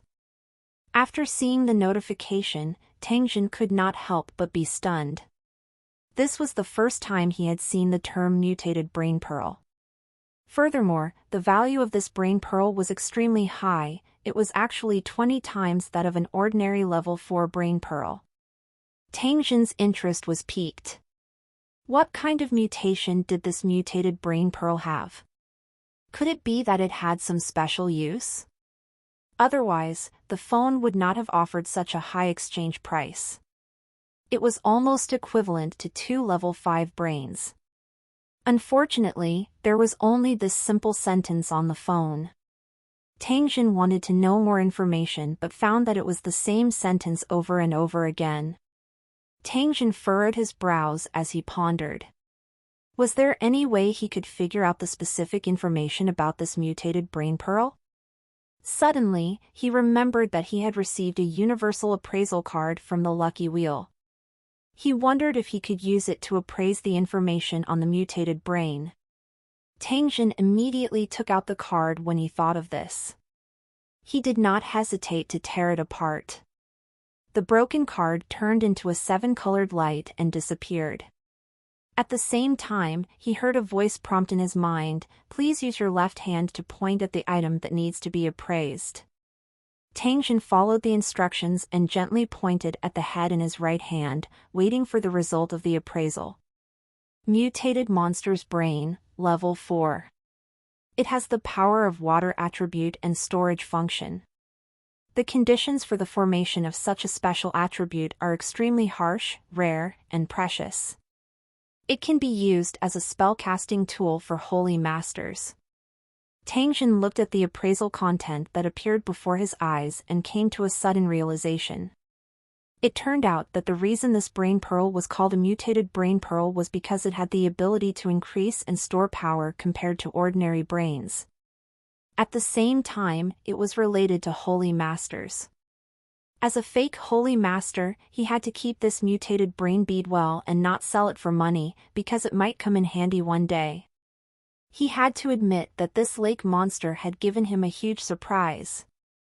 The more he understood this world, the more Tang Jin's curiosity and reverence grew.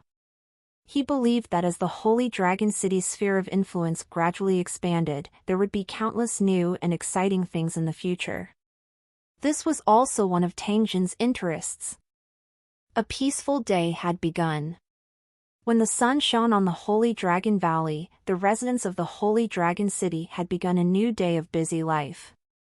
After eating breakfast together, they brought all kinds of tools and rushed to work in groups. Busy figures could be seen everywhere in the valley. Train well, all of you. No one is allowed to play tricks, or I'll kick his ass. And NBSP, Tai Sing was wearing armor and a blade, shouting at his soldiers. He was currently running and training in the valley. Every soldier was fully armed and panting, but none of them fell behind. They were all gritting their teeth and persevering. In a small open space not far away, the members of the team of cultivators were also training. However, compared to the soldiers, their training was more flexible, but the intensity and danger of the training were more than that. Even when they were training, they used real swords and guns, and it was common for them to bleed. As the leader of the cultivator battle team, Qian Long was naturally among the training personnel.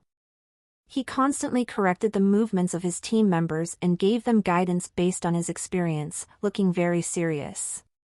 Under the thick and tall mother tree was a group of children led by Lisa, each of them looking full of vitality. At this moment, Lisa was ordering the children to sit on the ground and then quietly closed their eyes, trying to let them communicate with the mother tree. A figure flashed past. It was a little boy who was holding onto a tree vine and was currently wandering back and forth on the 100-meter-tall mother tree. Tang Jin knew that this was the little boy called Moluo. He was controlling the mother tree's vine and was having a great time. Other than that, there was also Murong Xian, De Xiong, the little girl, Old Mike, and so on. These Holy Dragon City residents were all busy with their own tasks, and at the same time, their faces were filled with a happy smile. Without the endless harassment from the monsters outside, the Holy Dragon Valley would definitely be a peaceful paradise. Tang Jin shifted his attention away from the map. He stood up from his chair and stretched his body.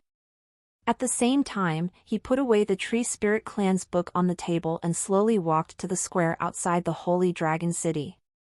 A few residents were carrying clothes and shoes with smiles on their faces. This was a benefit given to everyone by the city lord. Every resident was given 2 sets, so the original torn clothes could be thrown away. The 2 women looked at the brand new clothes and shoes and couldn't help but exclaim in admiration. These clothes are really beautiful. The city lord is also very capable. I wonder where he got so many good things. We're really lucky. The woman was talkative, and there was no end to her conversation.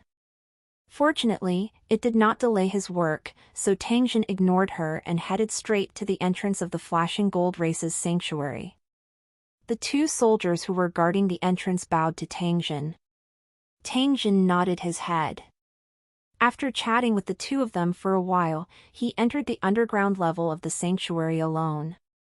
The brightly lit underground floor of the fallout shelter was now empty. Everything that could be moved had been cleared out, and it looked like an ideal residence. However, if someone were to move in, they would be doomed. All the wanderers in the wilderness knew that they couldn't stay overnight in a wild building where the foundation stone had not been taken away. Otherwise, they would encounter very strange things. They would either disappear without a trace or suddenly die. It was said that a lucky guy stayed in the wild building for a night and didn't die the next day, but he went completely crazy. For a wanderer in the endless wilderness to encounter such a situation, it was truly a fate worse than death. It was also because of this reason that Tangjin didn't let the residents live here. If he really wanted to live here, he had to wait until he cleaned up the Flashing Gold Tribe's sanctuary and took out the foundation to rebuild the city. Once the shelter was successfully built, Holy Dragon City would have an incomparably huge underground city. At that time, whether it was the accommodation of the residents or the storage of materials, they would no longer have to worry about having no place to use. After walking to the entrance of the second underground floor, Tangjin quietly observed for a while before turning around and returning to the surface to make preparations to clean up the second underground floor of the shelter. The first underground floor was an enclosed space with many monsters inside. However, there was not a single monster that could pose a threat to Tangjin. Compared to those human-shaped monsters, Tangjin was actually more afraid of the golden spiders. They were extremely fast and possessed terrifying poison. One would definitely die if they were bitten. Moreover, their size was small and it was easy to hide. The slightest carelessness would cause casualties. In order to defend against this golden spider, Tangjin had specially made a batch of greaves to prevent his legs from being bitten by this golden spider. However, this kind of passive defensive measure made Tangjin feel a sense of insecurity. He had another guess in his heart. Since the Flashing Gold race could make small killing machines like the golden spider, could they also make larger combat machines? If there was really such a large-scale killing machine, how would he deal with it? Also, other than the humanoid monsters and combat machines of the Glitter Gold race, were there any other types of monsters in the sanctuary? Before they knew it, it was already the afternoon break. The residents came back one after another for lunch. At the same time, they saw the pile of clothes and shoes that had piled up like a small mountain. Everyone's face revealed a curious expression. "Hey, what's going on here? Where did you get so many new clothes?" A resident asked the person next to him in a low voice, but the person was also confused. He scratched his head and said, "I'm not sure, it can't be that they're going to share it with us, right? I think it's about the same. TSK, so many new clothes at one time, how many brains are they worth? Stop guessing. Look, they're already starting to distribute. Each of them has 2 sets of clothes and a pair of shoes. Finally, they don't have to wear pants that show their butts." The residents at the back of the line were discussing animatedly, while the residents in front who had already been given clothes were full of joy. A few of them even changed their clothes on the spot and touched them up and down with a happy expression on their faces. After the clothes were distributed, the residents began to eat. Tangjin looked at the map for a while and then brought a batch of gold back to his original world. Peter happened to be guarding the warehouse. When he saw Tangjin appear, he immediately greeted him and asked what Tangjin needed. This time, Tangjin had brought a total of 20 tons of gold. It was a huge fortune worth billions. It was far from something that Peter could handle. Therefore, without Tangjin's request, Peter called Ivanov and informed him of this matter. After hearing that Tangjin had brought a large amount of gold, Ivanov rushed over under the protection of the high priest. Tangjin hadn't eaten yet, so he asked Peter to get some food and wine. The two of them chatted while eating. 7 sit envelb/n. C/M for L testvels. Ivanov, who was on his way, was in a life and death crisis. Ever since the first believer joined eternal heaven, Ivanov's life had become more and more glorious. Now, there were already 5 people who had undergone the rebirth ceremony, and all of them were rather powerful figures. With the support of these believers, Ivanov's power grew stronger and stronger. Now, he had a faint trend of becoming the head of the region. It was also because of this that he had been listed as the #1 assassination list of some forces. As a cunning fox, Ivanov had already sensed the murderous intent from the darkness, so he had been particularly careful when he went out recently, for fear of falling into someone's trap. Although Tangjin had already told him that even if his body was shattered, as long as the pearl in his head was still there, Tangjin would have a way to resurrect him. However, Ivanov did not dare to take the risk. At the moment, there were a total of 20 bodyguards in his convoy, and Parker the senior guard was protecting him closely, which made Ivanov feel a little more at ease. No matter how careful Ivanov was, the accident still happened. As they passed through a busy road, a cargo van suddenly blocked the way of the convoy, forcing the entire convoy to stop. The experienced bodyguards immediately became alert and loaded their bullets. At the same time, they informed Ivanov to stay in the bulletproof car. If the situation became dangerous, they had to retreat immediately. As soon as the call ended, the truck was suddenly kicked away. A strong man holding a heavy machine gun, hiding behind a steel plate, began to shoot wildly with a grin on his face. Under the dense barrage of bullets, several bodyguards were shot to death on the spot. The large-caliber machine guns were wreaking havoc on the streets, causing the entire street to be in chaos. All the pedestrians began to scream and dodge in panic, but there were still people who were hit by the stray bullets of the machine guns and fell on the street one after another. The bodyguard's car at the front had been shot into a honeycomb, and the bodyguards inside had all been shot. The cars behind were also covered in bullet holes, and the windshields were shattered, stained with blood. The bodyguards who were suddenly attacked immediately looked for cover and began to return fire at the machine gunner. However, because the machine gunner had a steel plate erected in front of him, the bullets hit the steel plate and flew around randomly, but they couldn't hit the brawny man of the Ice Bear Alliance who was shooting wildly. Most of Ivanov's bodyguards were retired soldiers, and there were also some experts among them. After about a minute of fighting, one of the bodyguards successfully threw a grenade into the car, which exploded with a loud bang. The machine gunner was blown away by the grenade, and the bodyguards were finally freed from their suppressed state. But before they could catch their breath, the loud roar of a motorcycle suddenly sounded. More than 20 gunmen in black biker suits and black helmets rushed to the convoy on mountain motorcycles. They raised their submachine guns and began to shoot, once again suppressing the bodyguards and making them unable to move. Pargo, who was sitting in the car, kept observing the situation outside. His pupils suddenly shrank, and he shouted, "Get out of the car!" He kicked the door open and jumped out of the car with Ivanov. Ivanov jumped out of the car with Pargo in a sorry state. His eyes swept across the street corner not far away, and he was shocked to find that an enemy was carrying a rocket launcher, aiming at his car and pulling the trigger. A flaming grenade was fired and it hit the car hard. Boom! Check out LTS-TVL on novl/bin.cm. After a huge explosion, Ivanov's car jumped up and turned into a big fireball at the same time. Thick black smoke rose into the air, and the shock wave of the explosion threw several bodyguards nearby. "Protect Mr. Ivanov and don't move." "Fire!" Pargo warned. He picked up the submachine gun that had fallen to the ground and began to return fire at the approaching motorcycle gunner. Although he was still wearing the demon soldier armor, it did not affect his tactical movements. The magazine was quickly emptied, and Pargo dropped the submachine gun in his hand. He then pulled out the old-fashioned TT-33 pistol from his waist and fired 3 shots at the speeding motorcycle gunner. The gunman was shot in the chest, and his body fell limply from the motorcycle.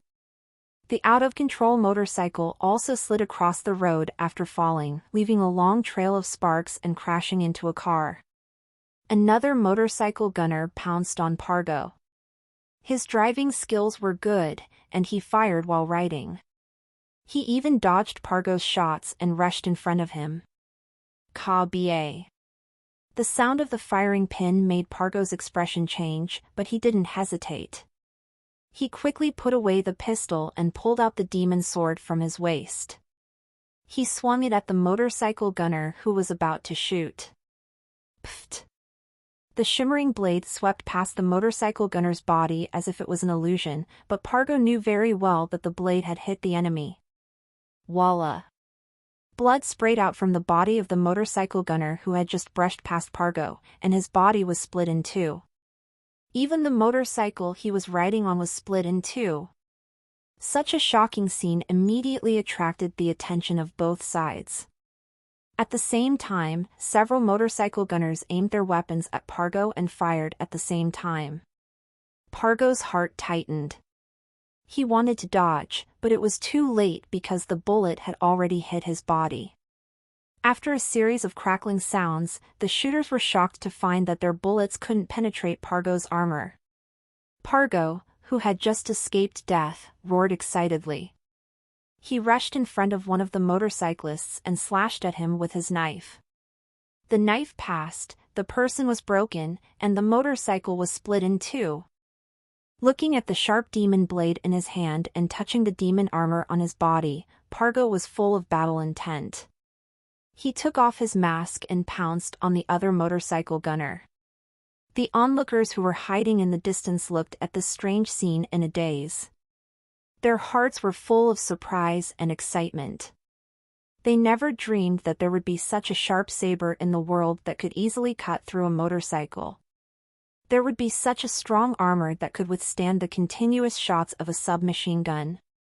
The armored ambusher actually relied on these cold weapons to beat the gun-wielding ambusher into a retreat.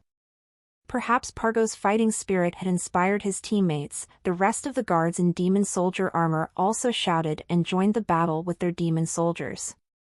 They took the bullets flying all over their bodies and killed 6 people in a row, along with their vehicles. Finally, the motorcycle gunmen were completely frightened away. Ivanov, who was hiding behind cover, took a deep breath and looked at the dilapidated street. A cold light flashed in his eyes. He knew that if it were not for the protection of the high nobles, he would probably have been reborn again. Damn it! No matter who you are, I will never let you go. Ivanov's ruthlessness meant that the land under his feet was about to set off another bloody storm. The 2 bodyguards beside him slowly poked their heads out and found that the enemies had retreated. They then motioned for Ivanov to stand up with them and prepared to move to a safe place immediately. However, just as Ivanov stood up, one of the bodyguards beside him trembled and blood gushed out of his chest. A gunman hiding on the roof with an automatic rifle in his hand suddenly started shooting at Ivanov and the others. Ivanov's heart thumped wildly, and he tore a white card in his hand without hesitation. At the same time, the broken card turned into a stream of light and disappeared. In an instant, a green light barrier wrapped around Ivanov. The bullets hit the light shield one after another, but they were all blocked by the seemingly thin light shield and could not move an inch forward. The bodyguard beside him was not so lucky. He was hit in the abdomen by a bullet, but fortunately, he reacted quickly. After seeing that the light shield could block the bullets, he was now hiding behind the light shield and retaliating. At the same time, he did not forget to look at the light shield that covered Ivanov with a horrified look. He had only seen similar things in sci-fi movies. He didn't expect it to appear in front of his eyes this time. How could he not be shocked? The sudden attack of the gunman caused everyone to panic, but then he was locked on by more than a dozen guns. Before the magazine in his hand was finished, the gunman's head was blown off. After falling from the top of the building, he heavily smashed into the roof of a car, causing the alarm to scream wildly. 5 seconds later, the light shield disappeared, and Ivanov, under the cover of Parl the High, got into an off-road vehicle and quickly left the scene of the gunfight. The commotion this time was too big, and he believed that it would soon lead to an investigation by the official forces of the Ice Bear Alliance. However, Ivanov already had a way to deal with it, so he was not worried. What he was most concerned about now was who wanted to kill him. An eye for an eye, a tooth for a tooth. This was Ivanov's life creed, so those who wanted to hurt him had to be prepared to suffer his thunderous anger. Of course, before that, he still had to pay a visit to the Oracle. If it were not for the demon weapon and the magical card that he had given him, Ivanov, who was sitting in the car, would have been a bloody corpse. Half an hour later, Tengjin finally saw the still frightened Ivanov. Although he appeared very calm, Tengjin could still see a trace of suppressed anger in his eyes. This matter was a disgrace to Ivanov. With his character, how could he calm his anger so easily? Even when he was facing Tengjin, his mind was still thinking about how to take revenge. Tengjin did not interfere in this matter. With the power that Ivanov possessed, it would be easy for him to complete a revenge operation. Moreover, this was his own revenge. He would most likely not be willing to let others take it.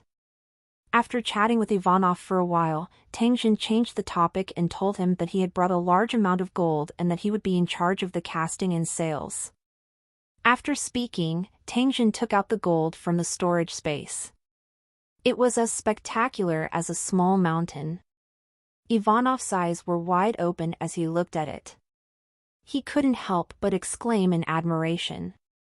At the same time, he bent down to pick up a piece and looked at it carefully. After looking at it for a full minute, he threw the gold piece back to the ground. The feeling of throwing gold around is really delightful. Unfortunately, gold can no longer make my blood burn. It's really a regretful thing. Ivanov could not help but sigh. He no longer paid attention to the mountain of gold around him. He did not even look at it again. This was a huge contrast to his usual personality. Ivanov, who had once regarded money as his life, was now obsessed with power and immortality after being resurrected from the dead. He was no longer tempted by money. Even if the gold was worth billions, he was only surprised and admired it, but there was no greed in his heart. After the two of them discussed the details of how to deal with the gold, Tengjin got up and left.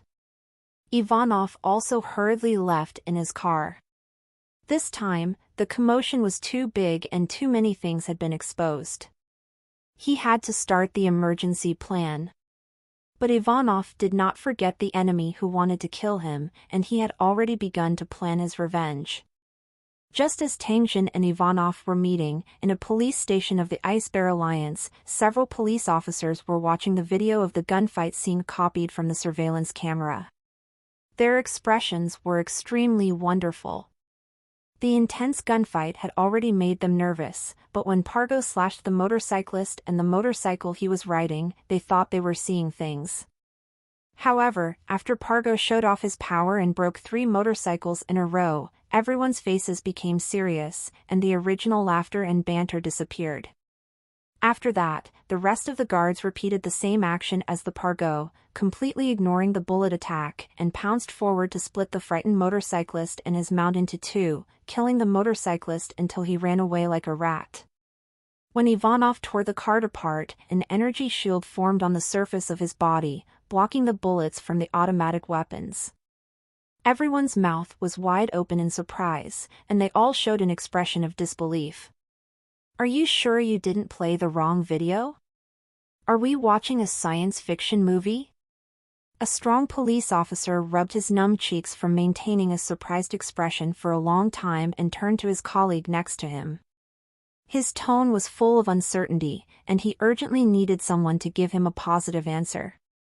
A chubby man with very little hair shrugged, indicating that he was also in a daze and couldn't give her what she needed. There are a lot of things that don't make sense in this case. For example, the armor that's not afraid of submachine guns, the sword that's sharp enough to split a person and a motorcycle, and the energy shield that can block rifle bullets. These things don't make sense. I think this case should be reported to the Alliance headquarters. And I'm sure that the Alliance General Office will be interested in this case.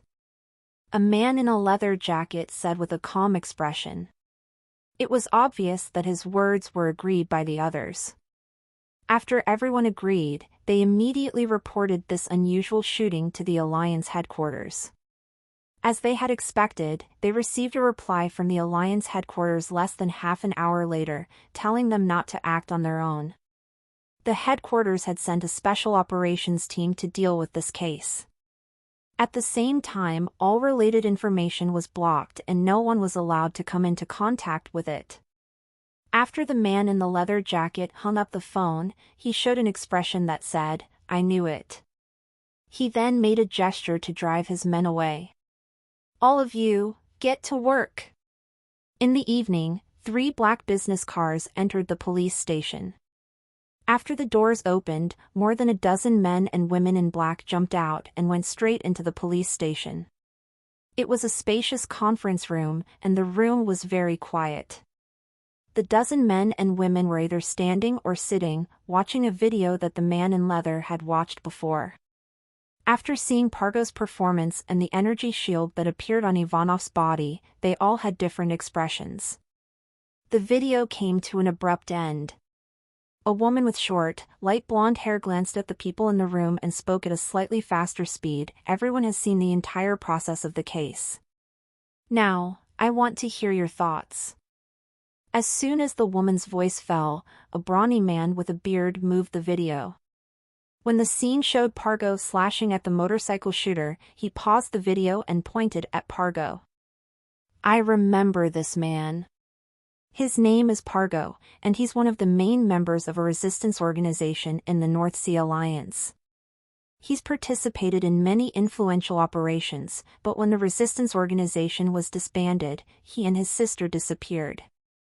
I didn't expect them to come here." The bearded man's hands were not idle as he spoke.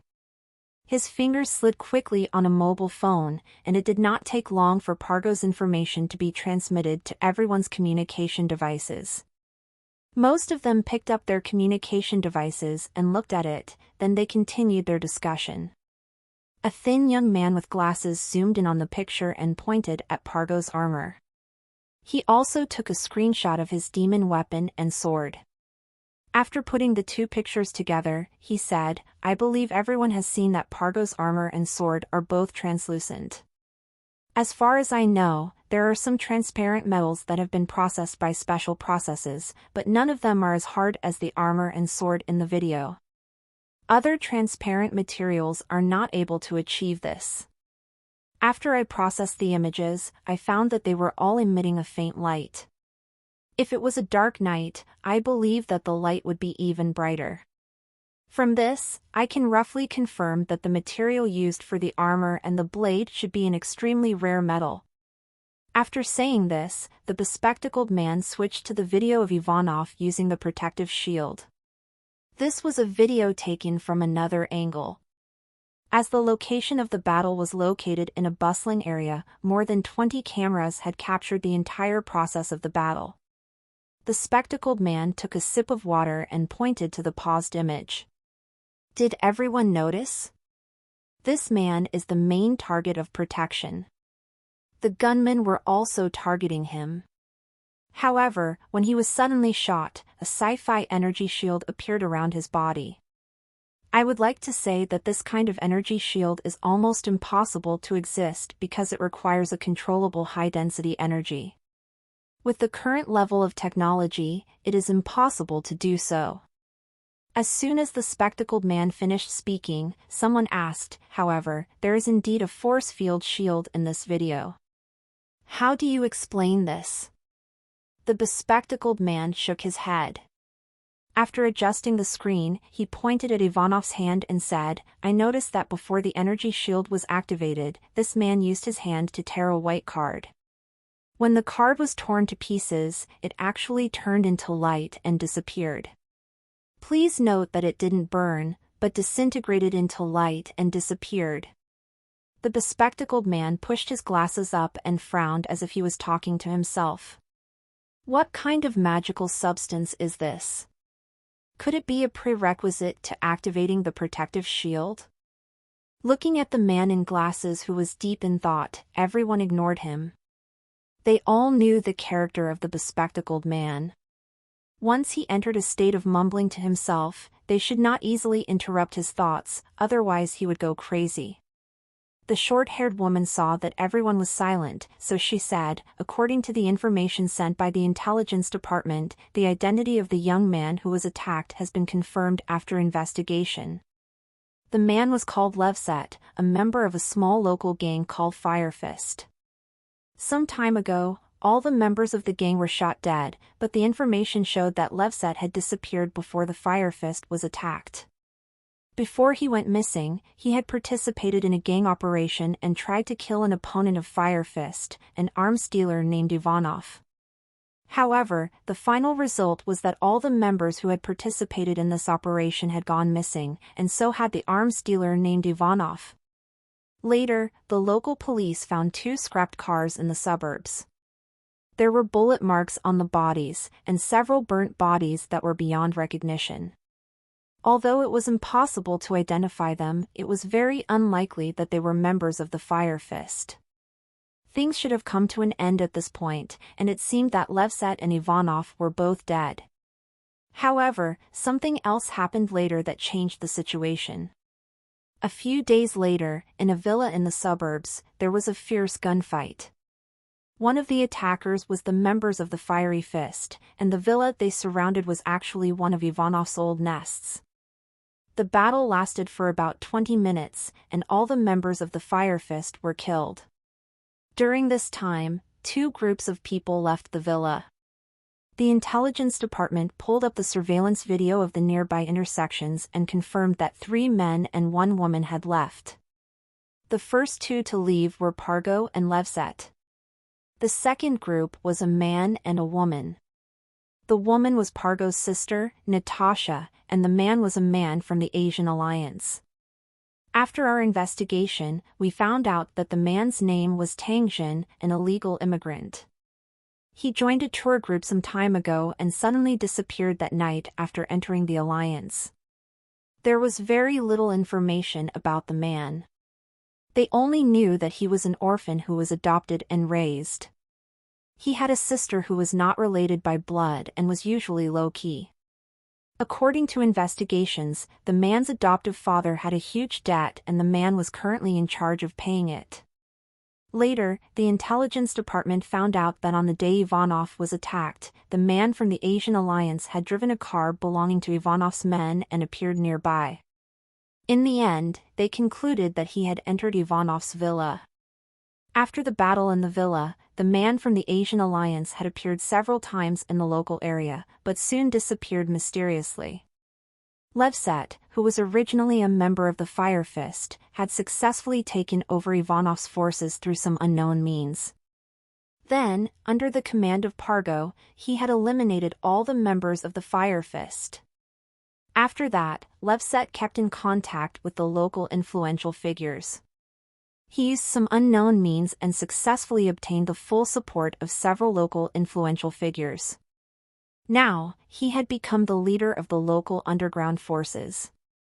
This street gun battle was planned by the old leaders of the local forces to kill the powerful Levset. However, they failed due to various accidents. I believe that Levset will take revenge soon. The short-haired woman looked at the crowd and said, "This is all the information that the intelligence department has at the moment. What do you guys think?" A tall young woman beside the short-haired woman spoke first. "I have a few questions. First of all, how did Levset take over Ivanov's forces? After all, the 2 sides were hostile to each other. Next is the man from the Asian Alliance. I don't think his appearance was coincidental. His whereabouts are mysterious, and it's likely that he played an important role in these events. So, the intelligence department needs to strengthen their investigation of him. Finally, is Ivanov dead or not? Is he involved in these things?" After the woman finished speaking, everyone nodded. Then, someone suggested that they should immediately go to Ivanov's villa, because after the gunfight in the villa ended, Levset had been living there, and there were often powerful people going in and out of the villa.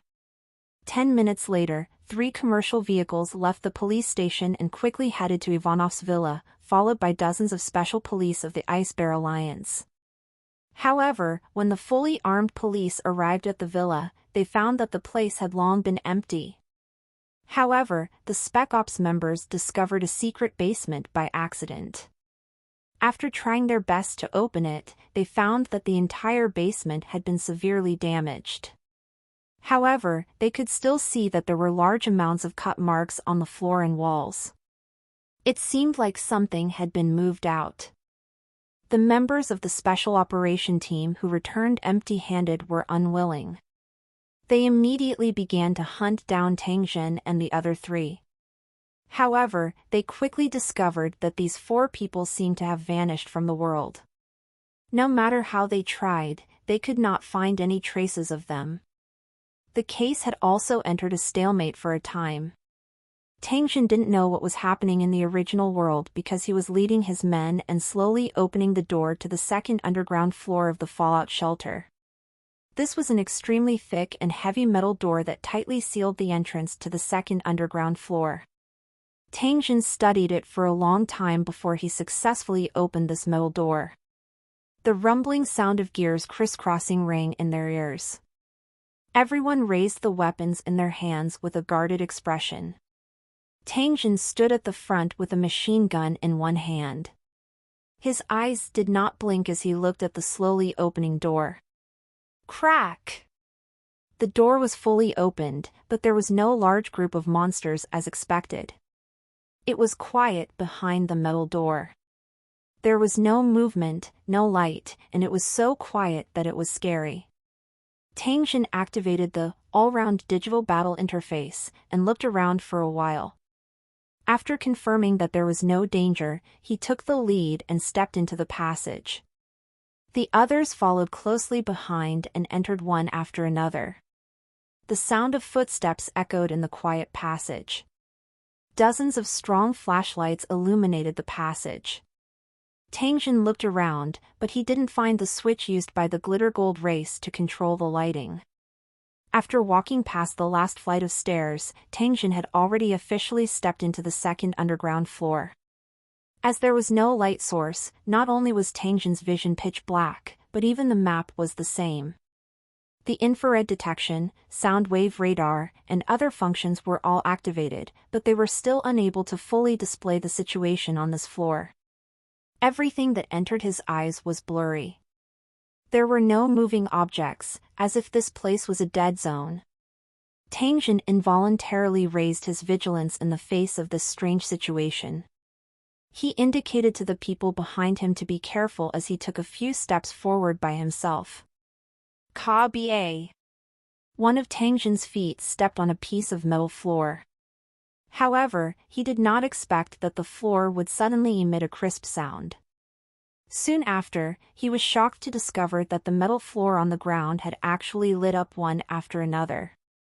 However, not all of the floor had lit up. Instead, it was like a chessboard that extended to an extremely far place. Tang Jin used the light to observe the image displayed on the map. It turned out that this second underground floor was actually a super large space without any support. The brightness of the floor lights was not high.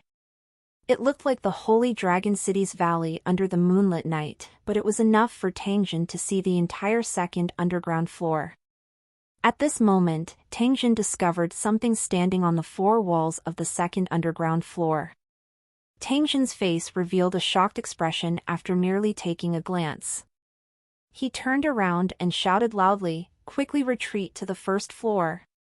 Tang Jin's voice had just sounded when countless pairs of red eyes suddenly appeared on the 4 walls. At the same time, the door of the tunnel also began to slowly close. Tang Jin's reminder was still too late. Following the rapid sound of gears grinding, the door of the passageway had already been swiftly closed. Not a single gap was left behind, and the only exit was cut off. The Holy Dragon City soldiers responsible for guarding the door outside desperately pulled the switch, trying to open the metal door again, but there was no reaction at all. Tang Jin stared unblinkingly at those red eyes that were slowly approaching. Without even turning his head, he said to Tai Seng and the others behind him, "Find a corner immediately and form a defensive circle. Before being attacked, no one is to act rashly." After Tangjin finished speaking, his body suddenly scuttled forward and pounced towards the owners of those red eyes. At the same time, the machine gun in his hand also began to continuously shoot out bullets, as if he wanted to attract the attention of these things. Tangjin's goal had been achieved. After encountering his luring attack, these things really pounced towards him. As they approached, they also emitted waves of mechanical sounds. Tai Seng and the others who were squatting in the corner finally realized that the owners of those red eyes were actually countless 2.5-meter-tall wheeled metal puppets waving their two sharp blade-like arms. They were currently surrounding Tangjin, who was standing in the middle like a tide. The dim lights flickered constantly because of objects passing by. Tangjin's figure was like a lonely boat in the raging sea. Rapid firing sounds rang out. Tangjin controlled the machine gun and fired for a long time before he managed to turn a puppet into scrap metal. However, he had used up dozens of bullets. The ammunition consumption was too large and the efficiency was too low. Tangjin came to a conclusion in his heart. Tangjin instantly put away the machine gun and switched to his alloy sword. After dodging the attack of a puppet, he turned his body and slashed the sword at its body. Sparks flew everywhere as the sharp sword cut through half of the puppet's body, causing it to suddenly stop its original movements and stand frozen on the spot. After getting rid of one of the bladed puppets, Tangjin quickly pulled out his large sword. Just as he was about to attack his next target, he discovered that he had already been completely surrounded by several hundred bladed puppets. In an instant, countless blades chopped down.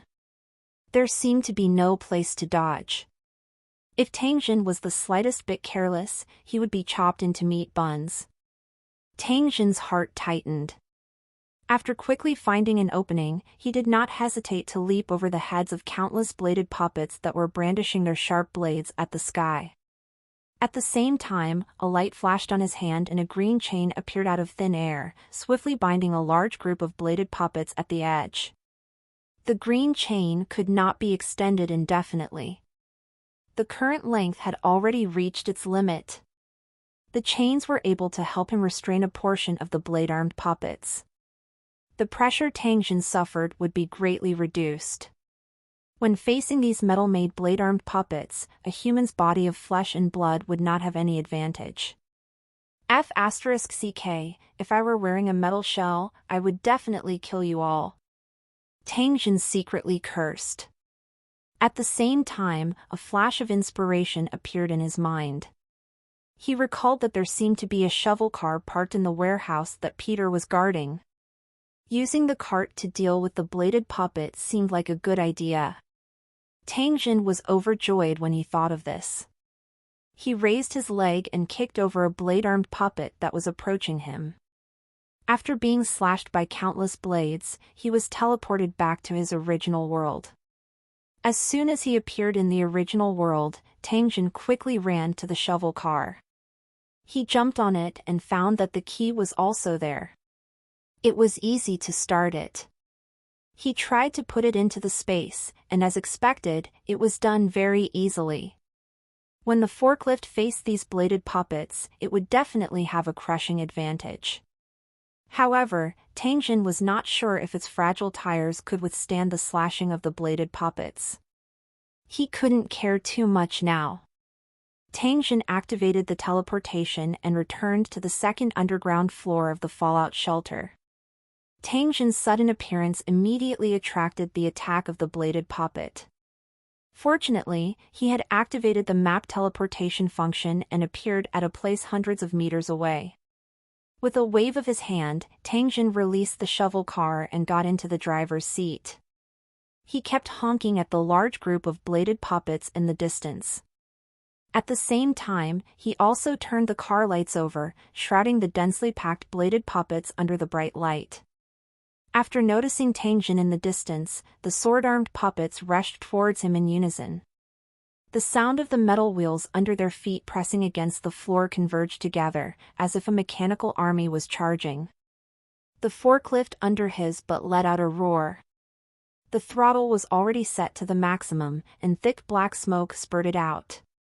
Tangjin laughed hideously and drove the forklift to rush forward. 300 meters, 200 meters, 100 meters. Boom! Tangjin seemed to hear a loud bell-like sound. The shovel bucket of the excavator heavily collided with the bladed poppet at the front. The braver one wins when they meet on a narrow road.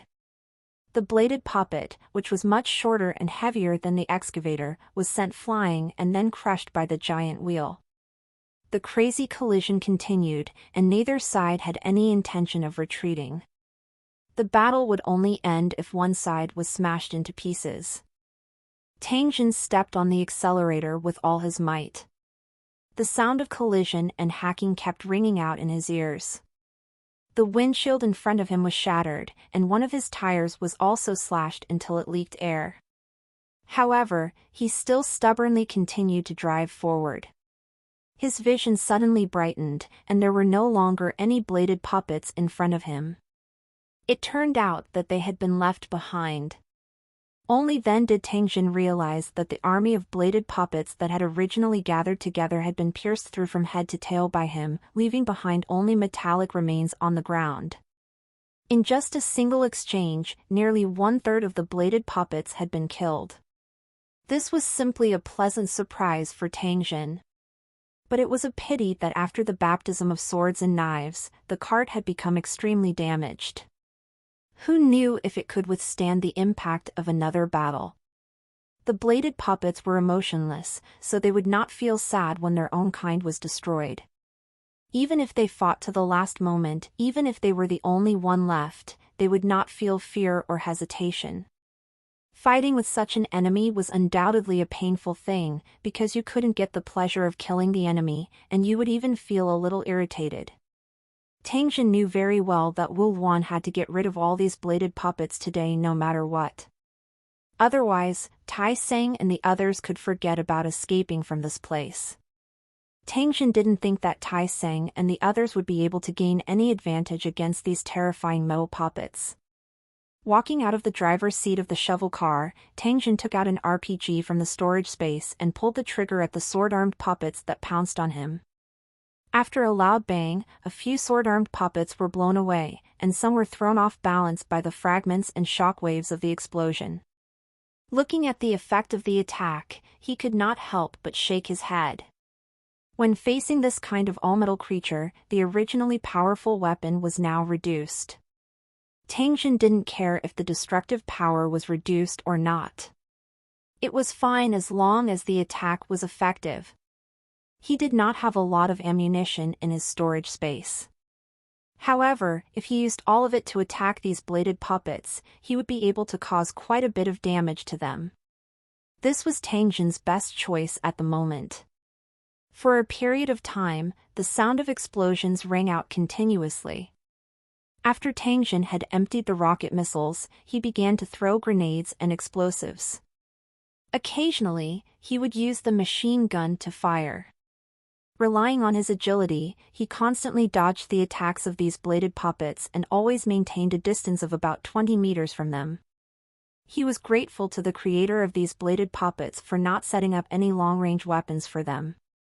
Otherwise, Tangjin would definitely be caught in an even more difficult and bitter battle. The sound of the explosion could be said to be deafening. In this confined space, the echo was particularly intense. Tangjin was shaken until he felt dizzy and had no choice but to plug his ears to prevent his ears from being deafened. Time slowly passed as Tangjin continued to dodge and fight. The ammunition reserves in his storage space had been gradually exhausted. The 4 tires of the shovel car had also been destroyed.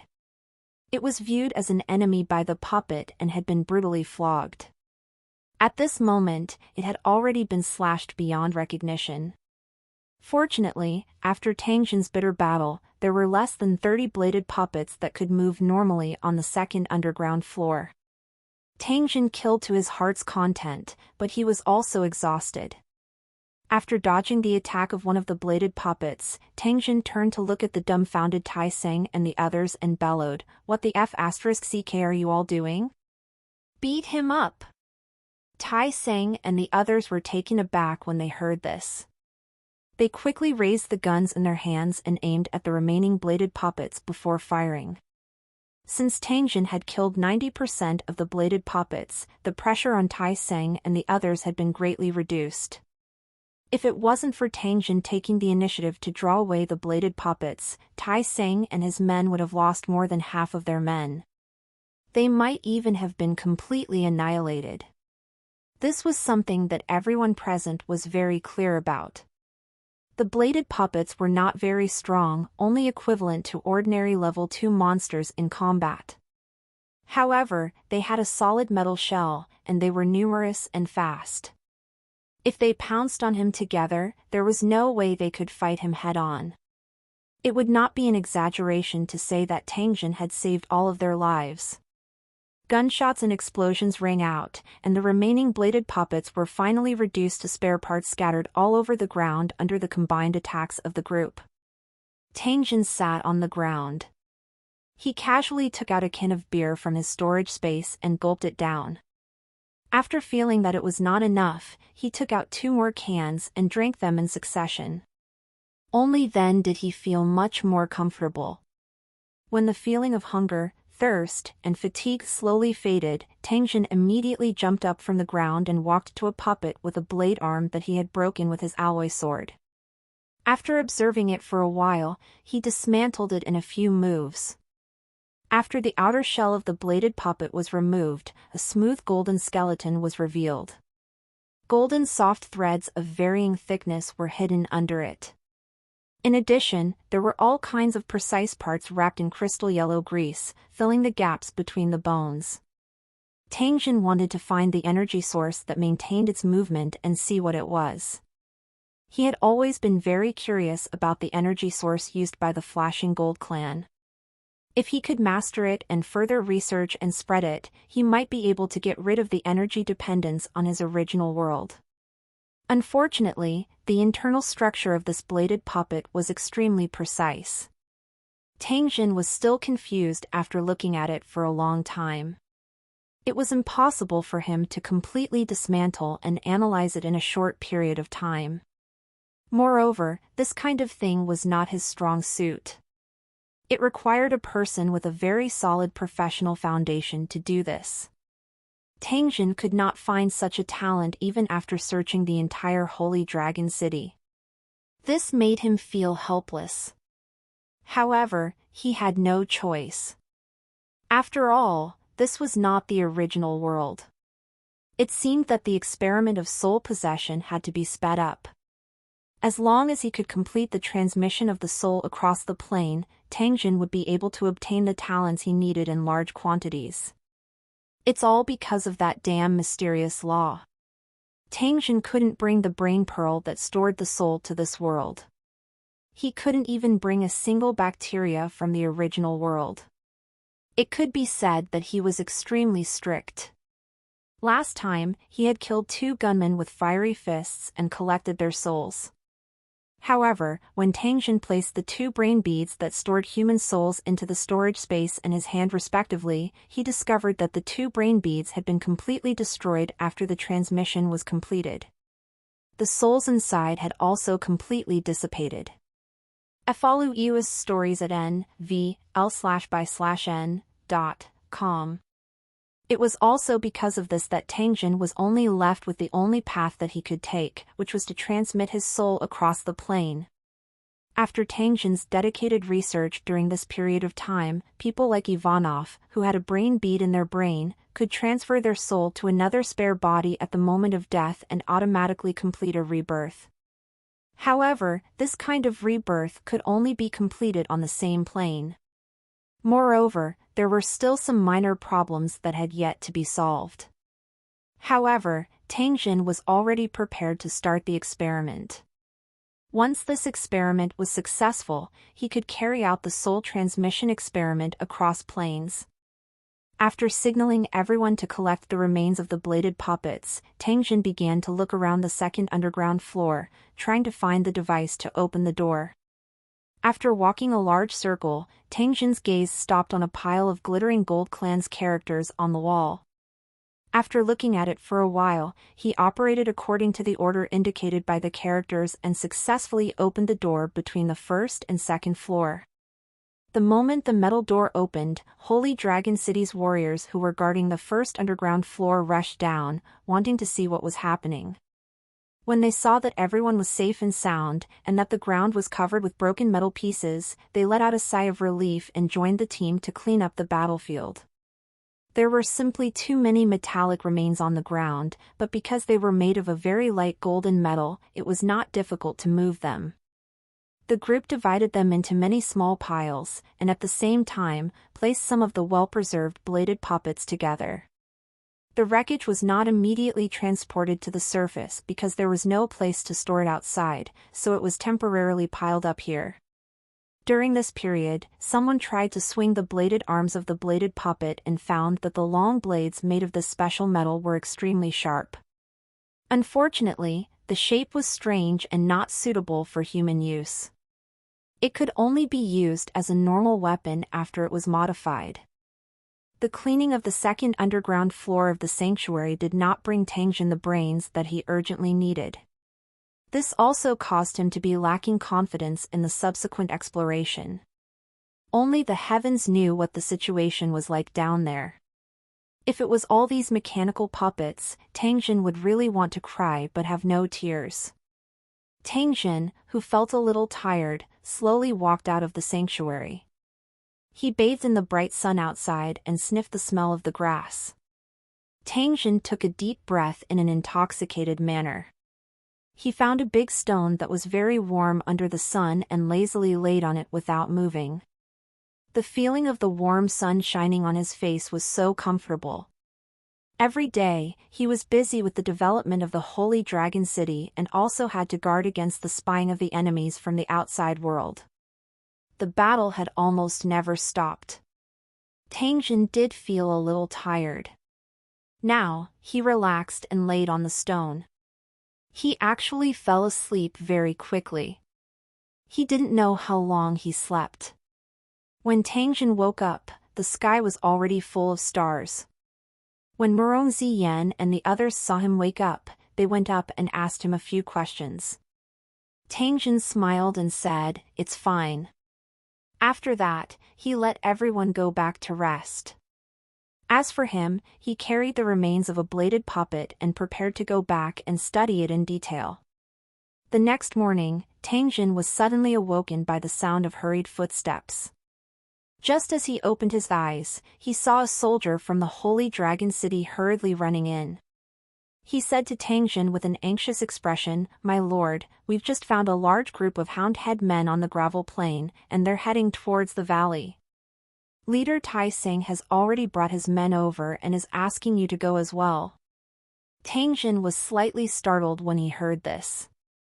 He looked around through the map and immediately confirmed that this soldier's words were true. After putting on his cloak, he walked out of the tower. Tangjin originally planned to run to the top of the city wall to check on the situation. However, when he saw a few Holy Dragon City residents with panicked expressions, he immediately stabilized his body and walked toward the city wall with an indifferent expression. He was the backbone of the Holy Dragon City.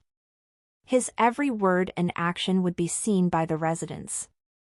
It was precisely because of this that Tangjin could not show any signs of panic. Otherwise, it would cause the residents to be collectively uneasy. Leading by example, the more critical the moment, the more obvious the effect. Seeing that the city lord was so calm and not worried about the attack of the kobolds outside, the terrified residents could not help but relax and continue with their work. On the road to the city wall, there were a few tractors shuttling back and forth, carrying fully armed soldiers and defensive supplies. When the residents saw Tangjin, he immediately stopped and invited Tangjin to sit on them. Tangjin didn't delay and jumped onto the back of the tractor. After seeing the city lords stand firm, the residents stepped on the accelerator and sped away. By the time Tang Jin arrived at the city wall, all the Holy Dragon City's soldiers had already assembled. Fully armed soldiers were everywhere, and their faces were full of fighting spirit. The section of the city wall under their feet had been built by Tang Jin to be extremely wide. It was a few dozen meters wide. When these soldiers gathered together, there was not even a small space to stand on. 10 machine guns were firmly set up on the firing positions made of stone and concrete. Each machine gun was guarded by 2 soldiers, and there were many ammunition boxes around them. Soldiers armed with automatic rifles also lined up on the firing positions on the wall. They stuck their rifles out of the firing holes and stared at the enemies below the wall. Next to these soldiers were compound bows, bundles of sharp arrows, and short javelins made of steel pipes. Some of the javelins still had dark brown bloodstains, indicating that it was not the first time they were used in battle. Some distance behind the wall, there were also mortars and anti-aircraft machine guns. At this time, there were also special operators waiting for orders. The weapons he had obtained from Ivanov had already been equipped with the Holy Dragon City's army. However, many of the weapons had not been used and had been left in the corner to eat dust. Today, the Kobold army had arrived at the city gates. Would they have the chance to display their might? As the leader of the cultivator battle team, Qianlong was also standing on the city wall with the other members of the battle team. However, these guys, who were wearing black leather shirts and leather pants and light armor, looked very idle and were chatting with each other out of boredom. Compared to the standard weapons and equipment of the ordinary Holy Dragon City soldiers, the equipment of these cultivator teams was much messier. Some of them carried swords, some carried sabers, and some even used battle axes. However, all of them were made of excellent materials and were weapons that Tang Jin had specially prepared for them. In addition, each person must carry a pistol and 2 grenades. The rest of the equipment was up to their preferences. A cultivator battle squad wouldn't be mobilized in ordinary battles. They were the special forces under Tang Jin and were specialized in carrying out some difficult missions. They were only deployed to the city wall as a precaution. After all, they were cultivators who mainly used cold weapons and were not used to gun combat. When he saw Tang Jin walking over, the heavily armored Tai Sing immediately handed the telescope to Tang Jin. However, he was rejected by Tang Jin with a smile. With his map vision, there was no need for him to use the telescope in such an effective distance. There are about 5,000 kobolds in this group, and they have brought a lot of supplies. They are clearly prepared. I observed for a while and found that there were no women or children in the team. Instead, they were all young kobolds, all of them wearing armor and holding spears. They were obviously pure warriors, and their target was very clear, which was our Holy Dragon City's Pai Xiao. Tang Jin nodded his head from time to time. When Tai Sing was reporting to him about the enemy, he was also observing the dog-headed people in front of him through the map. The truth might be, as Tai Sing had said, that this group of aggressive people had come for the Holy Dragon City. Tang Jin was slightly puzzled in his heart. When did his Holy Dragon City enter the sights of the dog-headed people? Looking at their well-prepared appearance, they were not the kind of dog-headed people who robbed people on the road. This showed that this group of dog-headed people had long coveted the Holy Dragon City. When he thought of this, Tang Jin couldn't help but let out a soft snort. His eyes also turned dark and cold. "You want to have designs on this, Daddy, Liu Cheng? Do you believe that I won't make you guys come here and never return?" While Tang Jin was observing this group of dog-headed people, the other party had already swept over in an overbearing manner.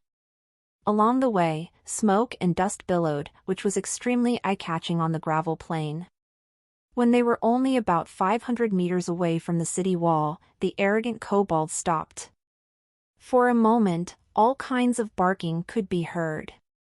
This was the kobold issuing military orders. At the same time, there were also kobolds driving wooden carts and setting up barricades in front of the team. This was quite a standard thing. In the middle of the kobold troop, there was a group of kobolds dressed in armor and gorgeous robes gathered together. They pointed at the city walls and discussed among themselves. From their expressions, it was as if they were full of disdain for the Holy Dragon City warriors on the city walls. After Tang Jin's gaze swept through the group of dog-headed people, he actually found many dog-headed people with cultivation levels above rank 2. Among them, there seemed to be 2 dog-headed people dressed as holy masters. Tang Jin also found a few of the tall lion-headed people who were dressed in heavy armor and had left a deep impression on him. From the looks of it, Tang Jin frowned. The strength of this group of dog-headed people wasn't weak. They didn't seem to have good intentions. Although he didn't dare to underestimate the strength of the dog-headed people as a whole, Tang Jin despised the knowledge of the dog-headed people to the extreme. This was because they didn't even know that they were trying to kill him. These arrogant kobolds thought that a distance of 500 meters was safe enough. Other than the mounted crossbow, ordinary long-range weapons such as bows and crossbows would not be able to reach this position. Find updates on n/v/elben.co/m. However, they didn't know that this distance was within the range of the heavy machine guns. The 12.7mm machine gun bullets would definitely teach these unscrupulous dog-headed people a painful lesson. Should he take advantage of the fact that the dog-headed people had yet to gain a firm foothold and give them a painful lesson? Jin Tang hesitated for a moment when he thought of this. In the end, he resisted this thought. He was afraid of scaring the group of dog-headed people away. If possible, he didn't want to let a single dog-headed person leave. Don't be impatient. When they attack the city, we'll give them a good beating. After Tang Jin gave the order, he silently stood on the city wall and continued to observe the situation within the dog-headed people's camp. Through observation, he could see that these dog-headed people were in a strict order and were mobilized in an orderly manner. They were definitely not an ordinary dog-headed people tribe. Tang Jin suddenly thought of the dog-headed people tribe that he had exterminated. Could it be that this group of people were here to take revenge for their compatriots? When he thought of this, Tang Jin felt that it was impossible. This was because the dog-headed people's ruthlessness was as famous as their reproductive ability. Even if they were born from the same mother, the fights between them were extremely cruel. It seemed impossible for them to take revenge for a group of dog-headed people who were killed. Moreover, it was in such a large scene. Perhaps it was just as he had guessed, that this group of kobolds had taken a fancy to his holy dragon city and wanted to take over it? Time passed by unknowingly. After about an hour, the Houndhead men, who had been biding their time, finally made a new move. With a short sound of a horn, about 1,000 kobolds rushed out of the camp and began to gather in front of the formation. They quickly divided into 10 square teams, holding shields and short spears. They let out low growls that were difficult to understand, and slowly advanced towards Holy Dragon City. A group of dog-headed people carrying simple siege ladders followed closely behind. They held the siege ladder in one hand and shields in the other, following closely behind the siege team. Tang Jin discovered that the style of their siege ladders was extremely simple. He really didn't know if the dog-headed people were too confident or if they simply didn't think much of the human defense. As the kobolds attacked, the atmosphere on the battlefield became tense. The 1,000 kobold warriors gathered together and advanced. Their footsteps and weapons clashed. Coupled with the murderous aura that they emitted, they naturally produced a kind of sharp aura that could easily make rookies who had never experienced war go weak. However, this kind of imposing manner was not very effective in front of the Holy Dragon City's soldiers. To the Holy Dragon City's soldiers, who were armed with loaded guns, they were just a group of lambs waiting to be slaughtered. If they wanted to break through the line of defense formed by large-caliber bullets, they had to pay an extremely painful price. These firearms from the original world were not to be trifled with. The terrifying power of these hot weapons had already given the Holy Dragon City's soldiers a strong confidence. The Kobold troops continued to advance, getting closer and closer to the city walls.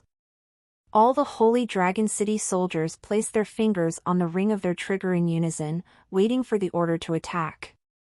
When the team of kobolds was less than 50 meters away from the city wall, all the kobolds raised their shields above their heads. Looking down from the city wall, one could even see the ferocious faces of the kobold warriors through the gaps in the shields. They could also see pairs of bloodthirsty eyes that were filled with contempt and cruelty. All new Haptors NNV.com. Woo woo! The bugle horn made of monster's leg bone was blown again, the sound short but powerful. The dog-headed people who heard the horn suddenly launched a charge. Their speed increased several times and they went straight to the city wall. At this moment, Tangjin gave the order to attack. Pa, pa, pa, pa, pa. All the guns began to spray fire, and a dense barrage of bullets poured down. The sound of gunfire filled the wilderness like a storm, scaring all the Houndhead men. However, before they could figure out the source of the sound, countless bullets whizzed through the air and enveloped all the Houndhead men on the ground. More and more Houndhead men were pierced by the bullets. The solid shield in the kobold's hands, which could originally defend against swords and sabers, was now like paper. It was easily torn into pieces by the bullets, and the kobold hiding behind it was hit. The bullets flew everywhere, and the charging kobolds fell to the ground in rows. Their armor began to be drenched in blood. After a few futile struggles, some of the dog-headed people on the ground tried to get up, but they felt that their bodies were getting weaker and weaker. Even if they managed to stand up, they were once again shot through by bullets. Then, they were knocked down by the inertia of the bullets and could no longer get up. Blood instantly dyed the ground in front of the Holy Dragon City red. Countless gravel was hit by bullets, and dust filled the air, but it could not cover the increasing amount of blood and minced meat. The air that was originally filled with the smell of sunlight and grass was immediately replaced by the smell of blood and smoke. The dog-headed warriors' screams rose one after another. The 10 parties had completely disintegrated. Half of the dog-headed people were fleeing like rats, while the other half had broken bones and tendons, all of them lying on the blood-soaked ground. The ground was covered in the corpses of kobolds, and the ground was stained red with blood. Miserable cries could be heard everywhere. In less than a minute, half of the attacking kobold warriors had been killed. All the dog-headed people were dumbfounded by the tragic scene in front of them. They had never expected that the human tower, which they thought was weak, would have such a terrifying flintlock. In fact, there were also guards who used flintlocks in the kobold troop. However, they were the kind of extremely expensive flintlocks that could only be reloaded after each shot. Compared to the firearms in the Holy Dragon City, they could simply be thrown into the sewers. A dog-headed officer in charge of leading the team was probably dumbfounded by the bloody scene in front of him. He actually barked loudly and rushed down the city wall while waving his short spear. However, he only ran 4 or 5 meters before his head was blown off by a large-caliber machine gun. The headless corpse struggled a few times before it stopped moving. Seeing the dog-head men soldiers in complete defeat, Tangjin immediately signaled for the anti-aircraft machine guns and mortars behind him to open fire. The target was the dog-head men's camp not far away. Whoosh, whoosh, whoosh. The dog-headed people in the camp were still dumbfounded as they looked at the tragic state of their companions. Suddenly, they heard a strange sound. Some of the sharp-eyed dog-headed people even saw a few small black dots falling from the sky. They landed on the position of the camp. A dog-headed officer who had been frightened by the Holy Dragon City's firearms was shocked. He had already realized that danger was approaching and shouted at the top of his voice, "Quickly dodge, quickly dodge." However, before he could finish his sentence, the dog-headed officer felt a chill in his chest. He lowered his head with difficulty and was horrified to find that a large hole had been dug out where his heart was. Broken pink lungs hung outside his body and trembled continuously. The anti-aircraft machine gun bullet that went through its chest had already declared its death. The dog-headed officer opened his mouth a few times, wanting to say something, but he couldn't make a sound because blood had already filled his mouth. It saw its companions being torn apart by the streams of light one after another. Then, a loud noise was heard, and the dog-headed officer felt his body fly up before falling heavily to the ground. At the last moment of his life, the dog-headed officer's eyes turned black, but he was still puzzled. When did the weak human race, which had always been at the mercy of others, become so powerful? Those who had not experienced the might of the bombardment from the mortars and the flat-out shots from the anti-aircraft machine guns would never be able to understand it. In the midst of the rumbles, kobolds were constantly thrown high up into the air or hit by the flying gravel. The ordinary gravel under their feet had transformed into extremely terrifying weapons at this moment, beating up piles and piles of kobolds until they bled. The dog-headed people's camp was in chaos. There were dog-headed people scurrying around, weapons, and corpses all over the ground. The dog-headed man commander's orders were not carried out effectively. Even though he had killed a few dog-headed soldiers in a row, he still could not stop the chaotic scene. A third of the mighty 5,000 kobold army had been lost in the blink of an eye. It would be strange if they did not collapse. The kobold commander's eyes were bloodshot, and more than half of his guards had been killed. In the smoke, he held a demonic saber and stared at the humans on the city wall. He swore to himself that he would torture them to death after they broke through the city. However, when the angry dog-headed commander saw the dog-headed people's corpses on the ground, he couldn't help but sigh in dejection. In the face of such a terrifying firearm, he had no confidence in breaking through the city wall. It seemed that this expedition was going to be a crushing defeat. Occupying the floor in front of him was one of the plans of the Kobold King. He had thought that it would be an easy task, but he had never thought that it would be so difficult. Thinking of the punishment that the royal family would give to the losers, the dog-headed man commander trembled. After a moment of silence, he gave the order to retreat with a hoarse voice. Woo-woo! The short horns sounded again. The kobolds, who had been hiding in all directions in fear, immediately fled in the opposite direction of the Holy Dragon City at the fastest speed they could muster. City Lord, should we pursue? Jimmy Jr.'s eyes were red. He moved in front of Tangjin and asked with an expectant face. This little fellow's eyes were a little red from the killing. One could tell from his eyes that as long as Tangjin gave the order, he would be the first to jump down from the city wall and chase after the dog-headed people who had escaped. Little bastard, get lost. With a slap, Tai-Sing pulled Jimmy far away before turning to look at Tangjin, waiting for his orders. Tangjin was very clear about this principle. The Holy Dragon City had a limited number of warriors. It was obviously not worth it to chase after the dog-headed people who were running around in the vast gravel plain. If they were not careful, they might even be killed by the enemy. Therefore, Tangjin had originally planned to let them go this time. However, when he saw the killing intent on the faces of Tyson and the others, Tangjin suppressed this thought and waved his hand, "Get into the off-road vehicle and remember not to chase too far. If the situation turns bad, retreat immediately." "Yes, sir." "Let's go!" Tai-Sing roared, and the people below immediately began to move the sandbags blocking the city gate. At the same time, a group of killers excitedly started the off-road vehicles parked under the city wall. The vehicle was loaded with heavy machine guns and had sufficient ammunition, but there were too few people. In the end, these guys brought all the vehicles that could be driven over. A pile of vehicles were parked under the city wall, full of Holy Dragon City soldiers who were rubbing their hands in excitement. When Tai Sing saw that the speed of transporting the sandbags was too slow, he was so anxious that he stomped his feet. He then looked at Tang Jin with a pleading and fawning expression. His intention was obvious. He was asking the city lord to help him collect these sandbags.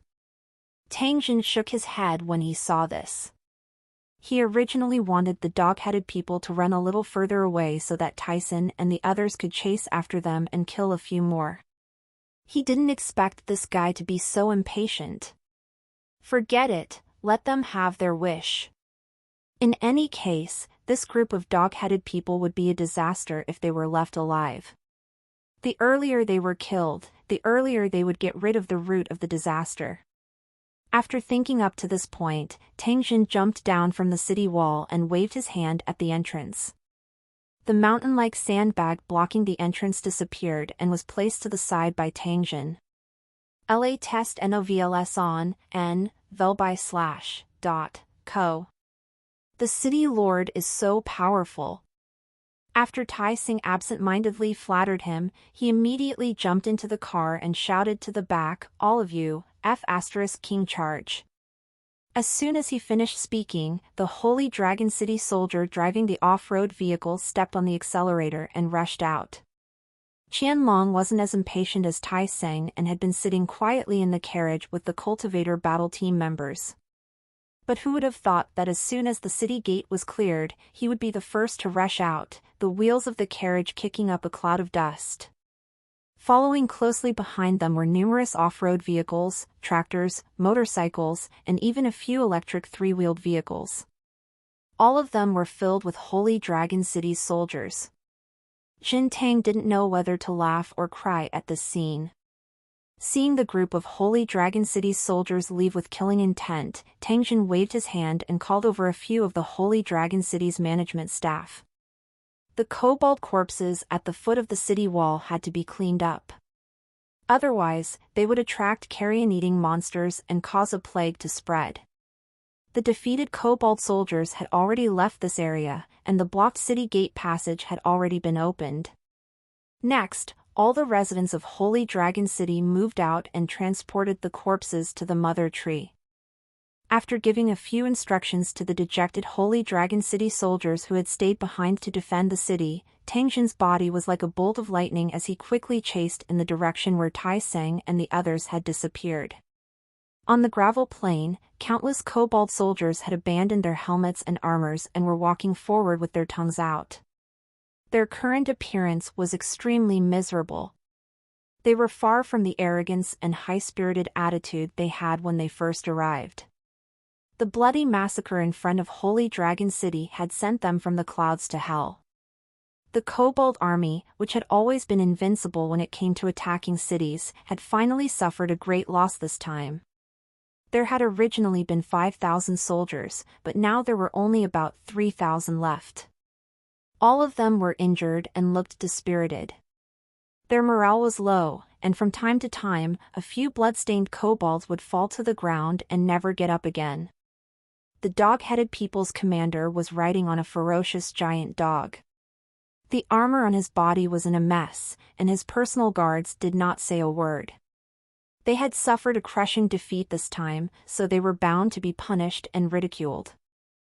Who could be happy at the thought of not only bleeding but also bearing a bad reputation? Gather the warriors. Let those who are seriously injured go on their way. The dog-headed man commander's face was filled with vicissitudes of life, as if he had aged a lot. As soon as it finished speaking, many of the dog-headed warriors looked panicked.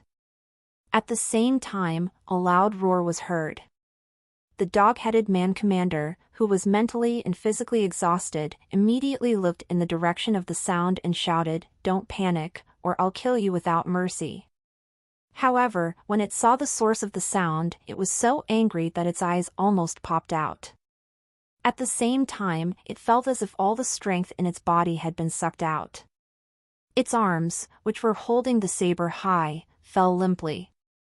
It muttered to itself, "These bunch of human lunatics, are they trying to kill us all?" The roar became louder and louder, and as the dust filled the air, the dog-headed soldiers could clearly see the faces of the human warriors who were riding in the strange vehicles, and their faces were filled with murderous intent. Shouldn't such an expression appear on the faces of kobold warriors? Why was it appearing on the faces of the weak humans? Was the world about to change? Fear quickly erupted. The power of the Holy Dragon City's firearms had left an indelible shadow in their hearts. When they thought of the nightmarish scene of their comrades being torn to pieces by those weapons, many kobolds could not help but wail and fall to the ground. The kobold commander seemed to have come to life as he roared at the scattered soldiers beside him. The dog-headed people would rather die than surrender. There are no cowards who would die on their knees. It seems like we can't go back. Let's fight to the death and show these lowly humans the courage and backbone of us dog-headed people. Before he could finish his sentence, the old kobold commander roared and brandished his saber, pouncing on the Holy Dragon City's convoy. The originally depressed kobolds instantly regained their morale when they saw this. Their eyes were bloodshot as they bared their fangs. They roared and followed after him. Some of them brandished short spears, some brandished stones, and some even tore off the arms of the dead kobolds to use as weapons. Their faces were filled with madness and determination. The sound of gunfire rang out as bullets rained down on the charging kobolds. The splattering blood drenched the armor of the kobolds, but it did not stop their momentum. They only closed their eyes unwillingly after they were hit by the bullets. Every inch of the path that the dog-headed people took was covered with corpses. However, the remaining dog-headed people still stepped on their companions' bodies and continued to charge until their bodies covered their companions' bodies. The kobold commander was completely obliterated by the machine gun grenade, but even at the last moment of his life, he did not back down. The gunshots stopped, and the battlefield was silent. Only the sound of the kobolds dying could be heard from time to time. None of the warriors of the Holy Dragon City spoke. They silently looked at the gravel plain that was filled with the remains of the kobolds, as if they were mourning for them. Although they were hound-head men, and although humans and foreign races were irreconcilable, they couldn't disrespect their opponents who were not afraid of death. Tangjin quietly watched the scene before him. However, he quietly sighed in his heart. Although he had annihilated the invading kobolds, the unyielding will of the foreign tribe made him more aware that if the Holy Dragon City wanted to rise, it was destined to step on a road paved with blood, flesh, and bones. Even so, Tangjin had never thought of taking half a step back. In the sacred Dragon Valley, Tangjin was standing under the mother tree with his hands behind his back. The monster corpses that had been piled up around the mother tree had been used up. Now, only bones were left on the ground. Thousands of kobold corpses were thrown over, covering the ground with a thick layer of white bones. The roots of the mother tree were like countless wriggling snakes, wrapping them all up. Tangjin noticed that the mother tree was growing very quickly. In just a few days, its trunk had become a lot thicker, the density of its roots had more than doubled, and the efficiency of absorbing nutrients had also greatly increased. Work hard. After a while, I'll get you a few high-level monsters to replenish your nutrients.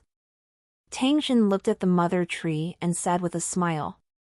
However, he didn't expect that the mother tree would make a hua-hua sound as soon as he finished speaking. Its leaves shook as if it was protesting Tangjin's actions. Tangjin didn't have time to care about the mother tree's depressed mood. He turned and walked towards the ogre cage in the corner. Before he even got close, Tangjin could already smell a pungent stench.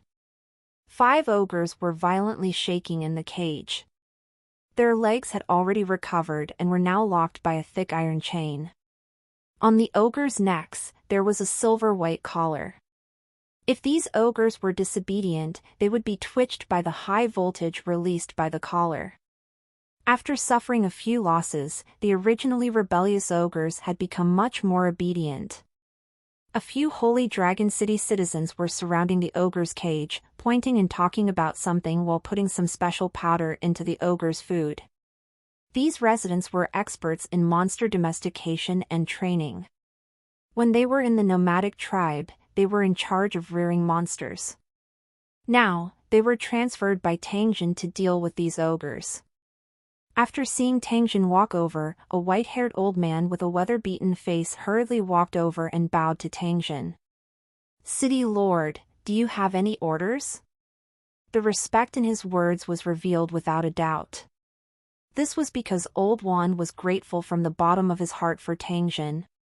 If it wasn't for the city lord's mercy, they would have become the dog-headed people's food. Their bones would have been thrown everywhere.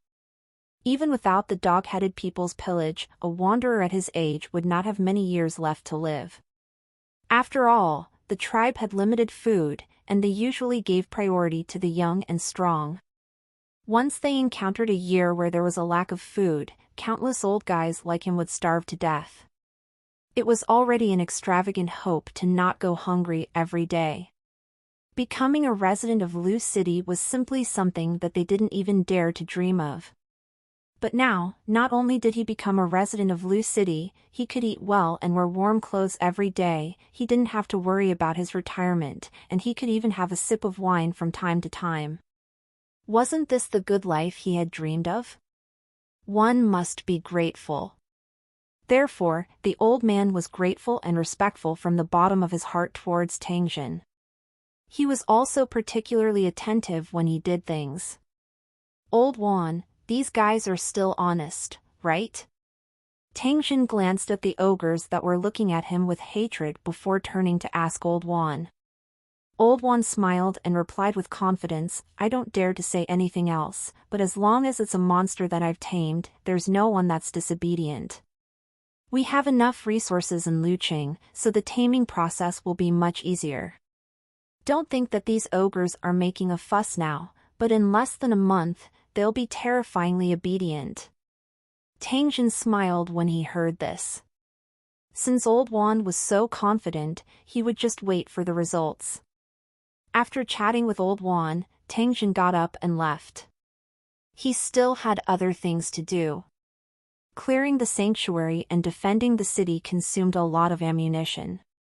There was still 1/3 of the ammunition left in the Holy Dragon City's storage. Tangjin did not think that the Houndhead men would give up, so he had to make early preparations. Qianlong and the others were in charge of cleaning up the battlefield, so Tangjin didn't have to worry about it at all. Therefore, he teleported back to his original world after making some preparations. Tangjin appeared in the warehouse. After looking around, he discovered that Peter was not here. He was about to take out his mobile phone to contact the other party when his expression suddenly changed. A pistol appeared in his hand like lightning. "Pa pa pa. Visit novelbin.c.m for updates." A brawny man wearing a bulletproof vest was shot in the arm by Tangjin, and the rifle in his hand fell to the ground. This shot seemed to have stirred up a hornet's nest. Immediately, more than a dozen black muzzles extended in from all directions, and intense gunshots suddenly erupted. In a split second, Tangjin had already discovered that the identity of these armed men was not simple. From their equipment and identification, they were likely to be special combat personnel of the Ice Bear Alliance. How did these guys find this place? What happened to Ivanov? There were many doubts in Tangjin's heart. However, before that, he had to evacuate from this place and contact Ivanov to find out what had happened. The moment the gunshot rang out, Tangjin had already rushed to the corner of the warehouse like lightning and kicked the hard brick wall. A boom was heard and the thick brick wall collapsed from his kick. The members of the Ice Bear Alliance who were in charge of surrounding Tangjin were shocked. No one thought that Tangjin would actually run out from this position. Seeing Tangjin coming out from the hole in the wall, the special combat members who were caught off guard immediately opened fire. However, they were unable to stop Tangjin, who had rushed into the forest. For a moment, the entire warehouse was in chaos. The police sirens kept sounding. The ground was filled with fully armed Ice Bear Alliance special forces. They rushed into the forest one after another, trying to capture Tangjin. A helicopter in the sky had locked onto Tangjin and reported his position from time to time.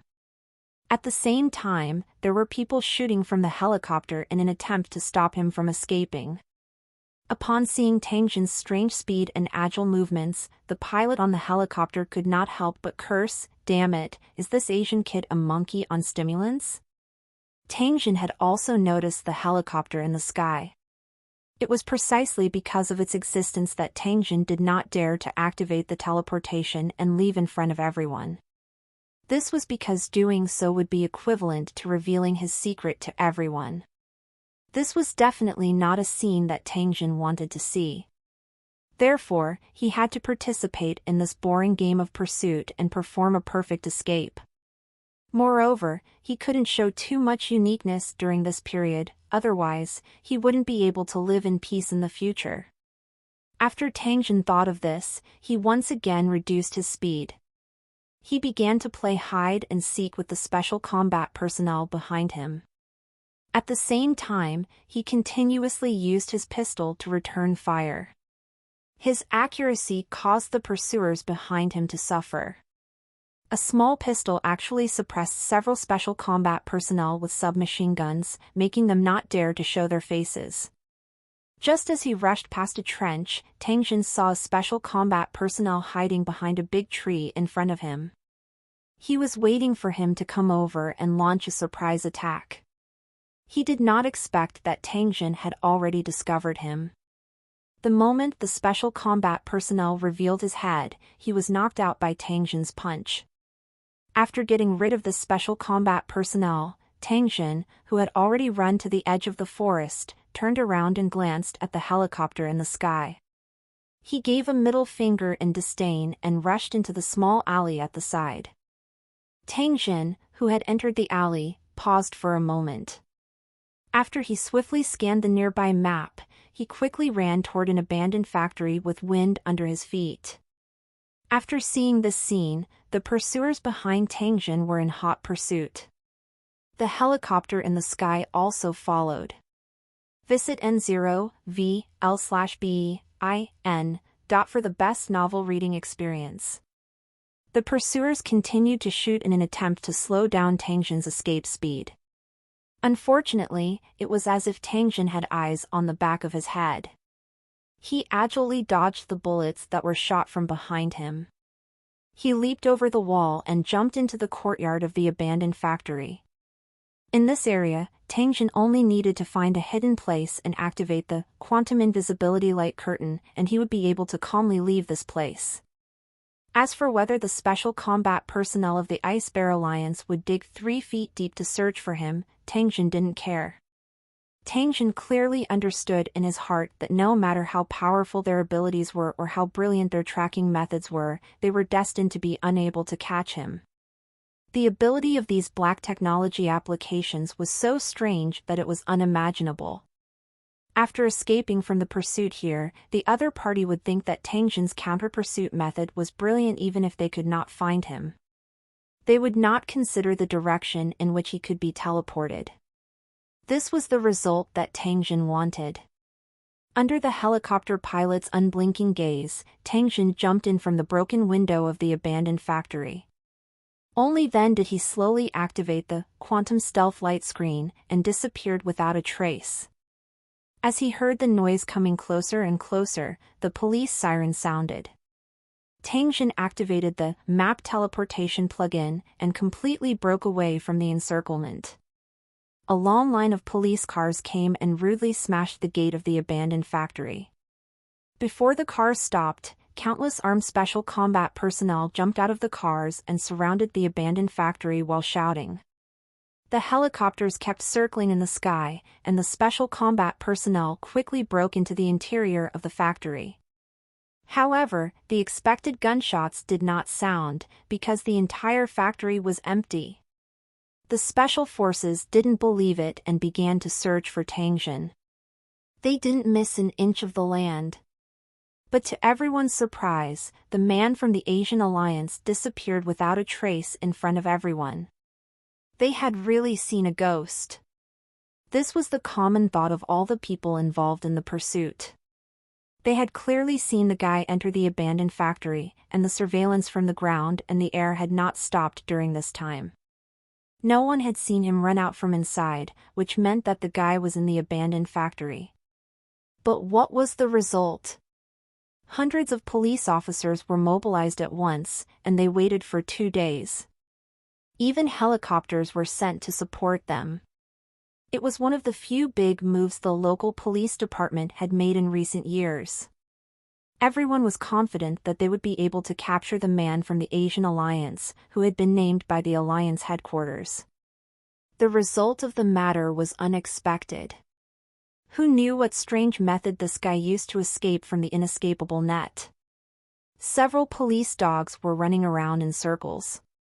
The other party's scent had suddenly disappeared in this place, causing them to be unable to track him.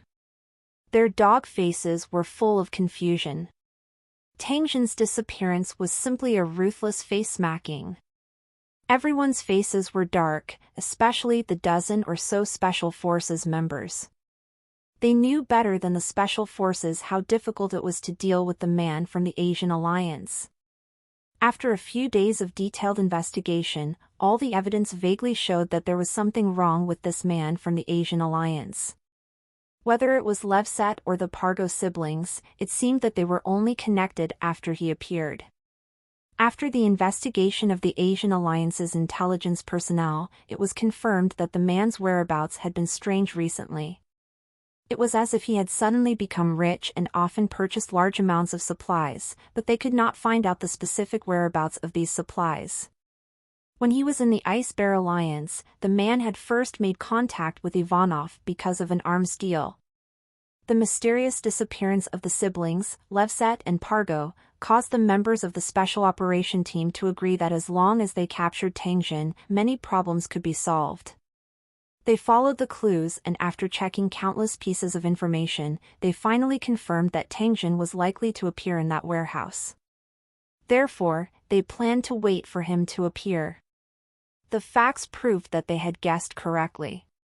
Tangjin had indeed appeared in the warehouse. However, no one expected that Tangjin would actually run away in the end. The moment Tangjin ran away, the investigation that had just made some progress immediately fell into a deadlock. In an alley 3 kilometers away, Tangjin's figure appeared. However, for safety reasons, he didn't turn off the quantum stealth light screen. A man was making a phone call outside the alley. Tangjin was only a few meters away from him, but he didn't notice anyone in the alley from beginning to end. There was no doubt about the concealing effect of the quantum invisibility light curtain.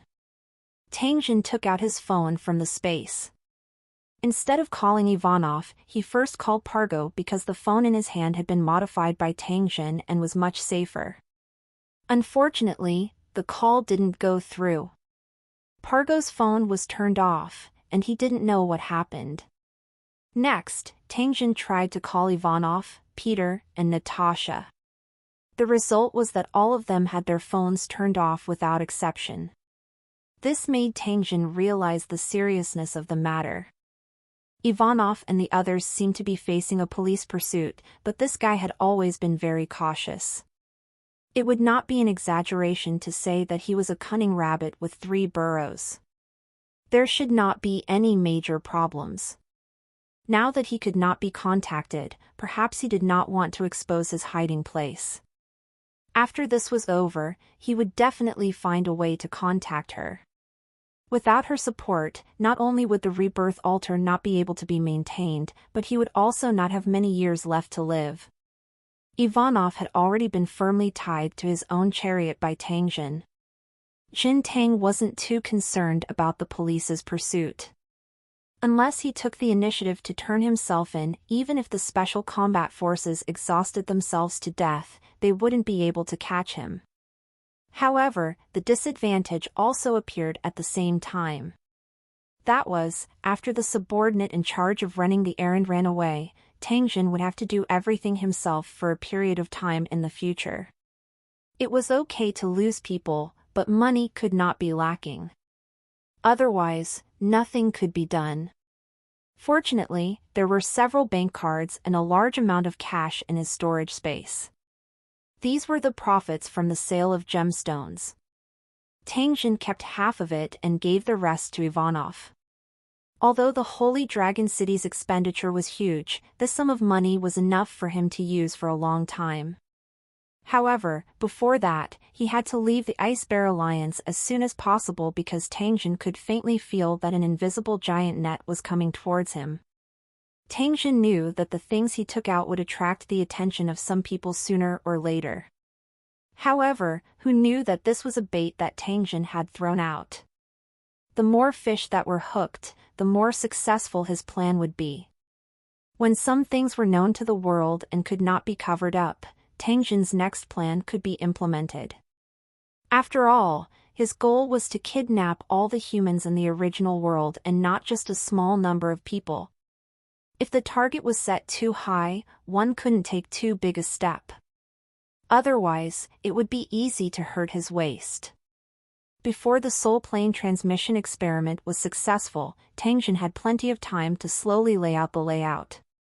Tang Jin stood in the alley and thought for a long time before activating the all-purpose electronic kit. He began to search for information on firearms. The war could come at any time, and the Holy Dragon City's ammunition had to be replenished as soon as possible. This was the most important thing to do right now. In addition to Ivanov, there were many large and small arms dealers in this city that was famous for underground arms trade. It didn't take long for Tang Jin to lock onto a guy. However, this time, Tang Jin did not intend to pay. The guy who was targeted by Tang Jin could only admit that he was unlucky. Well, that's all for this part, truckers. See you all in the next video.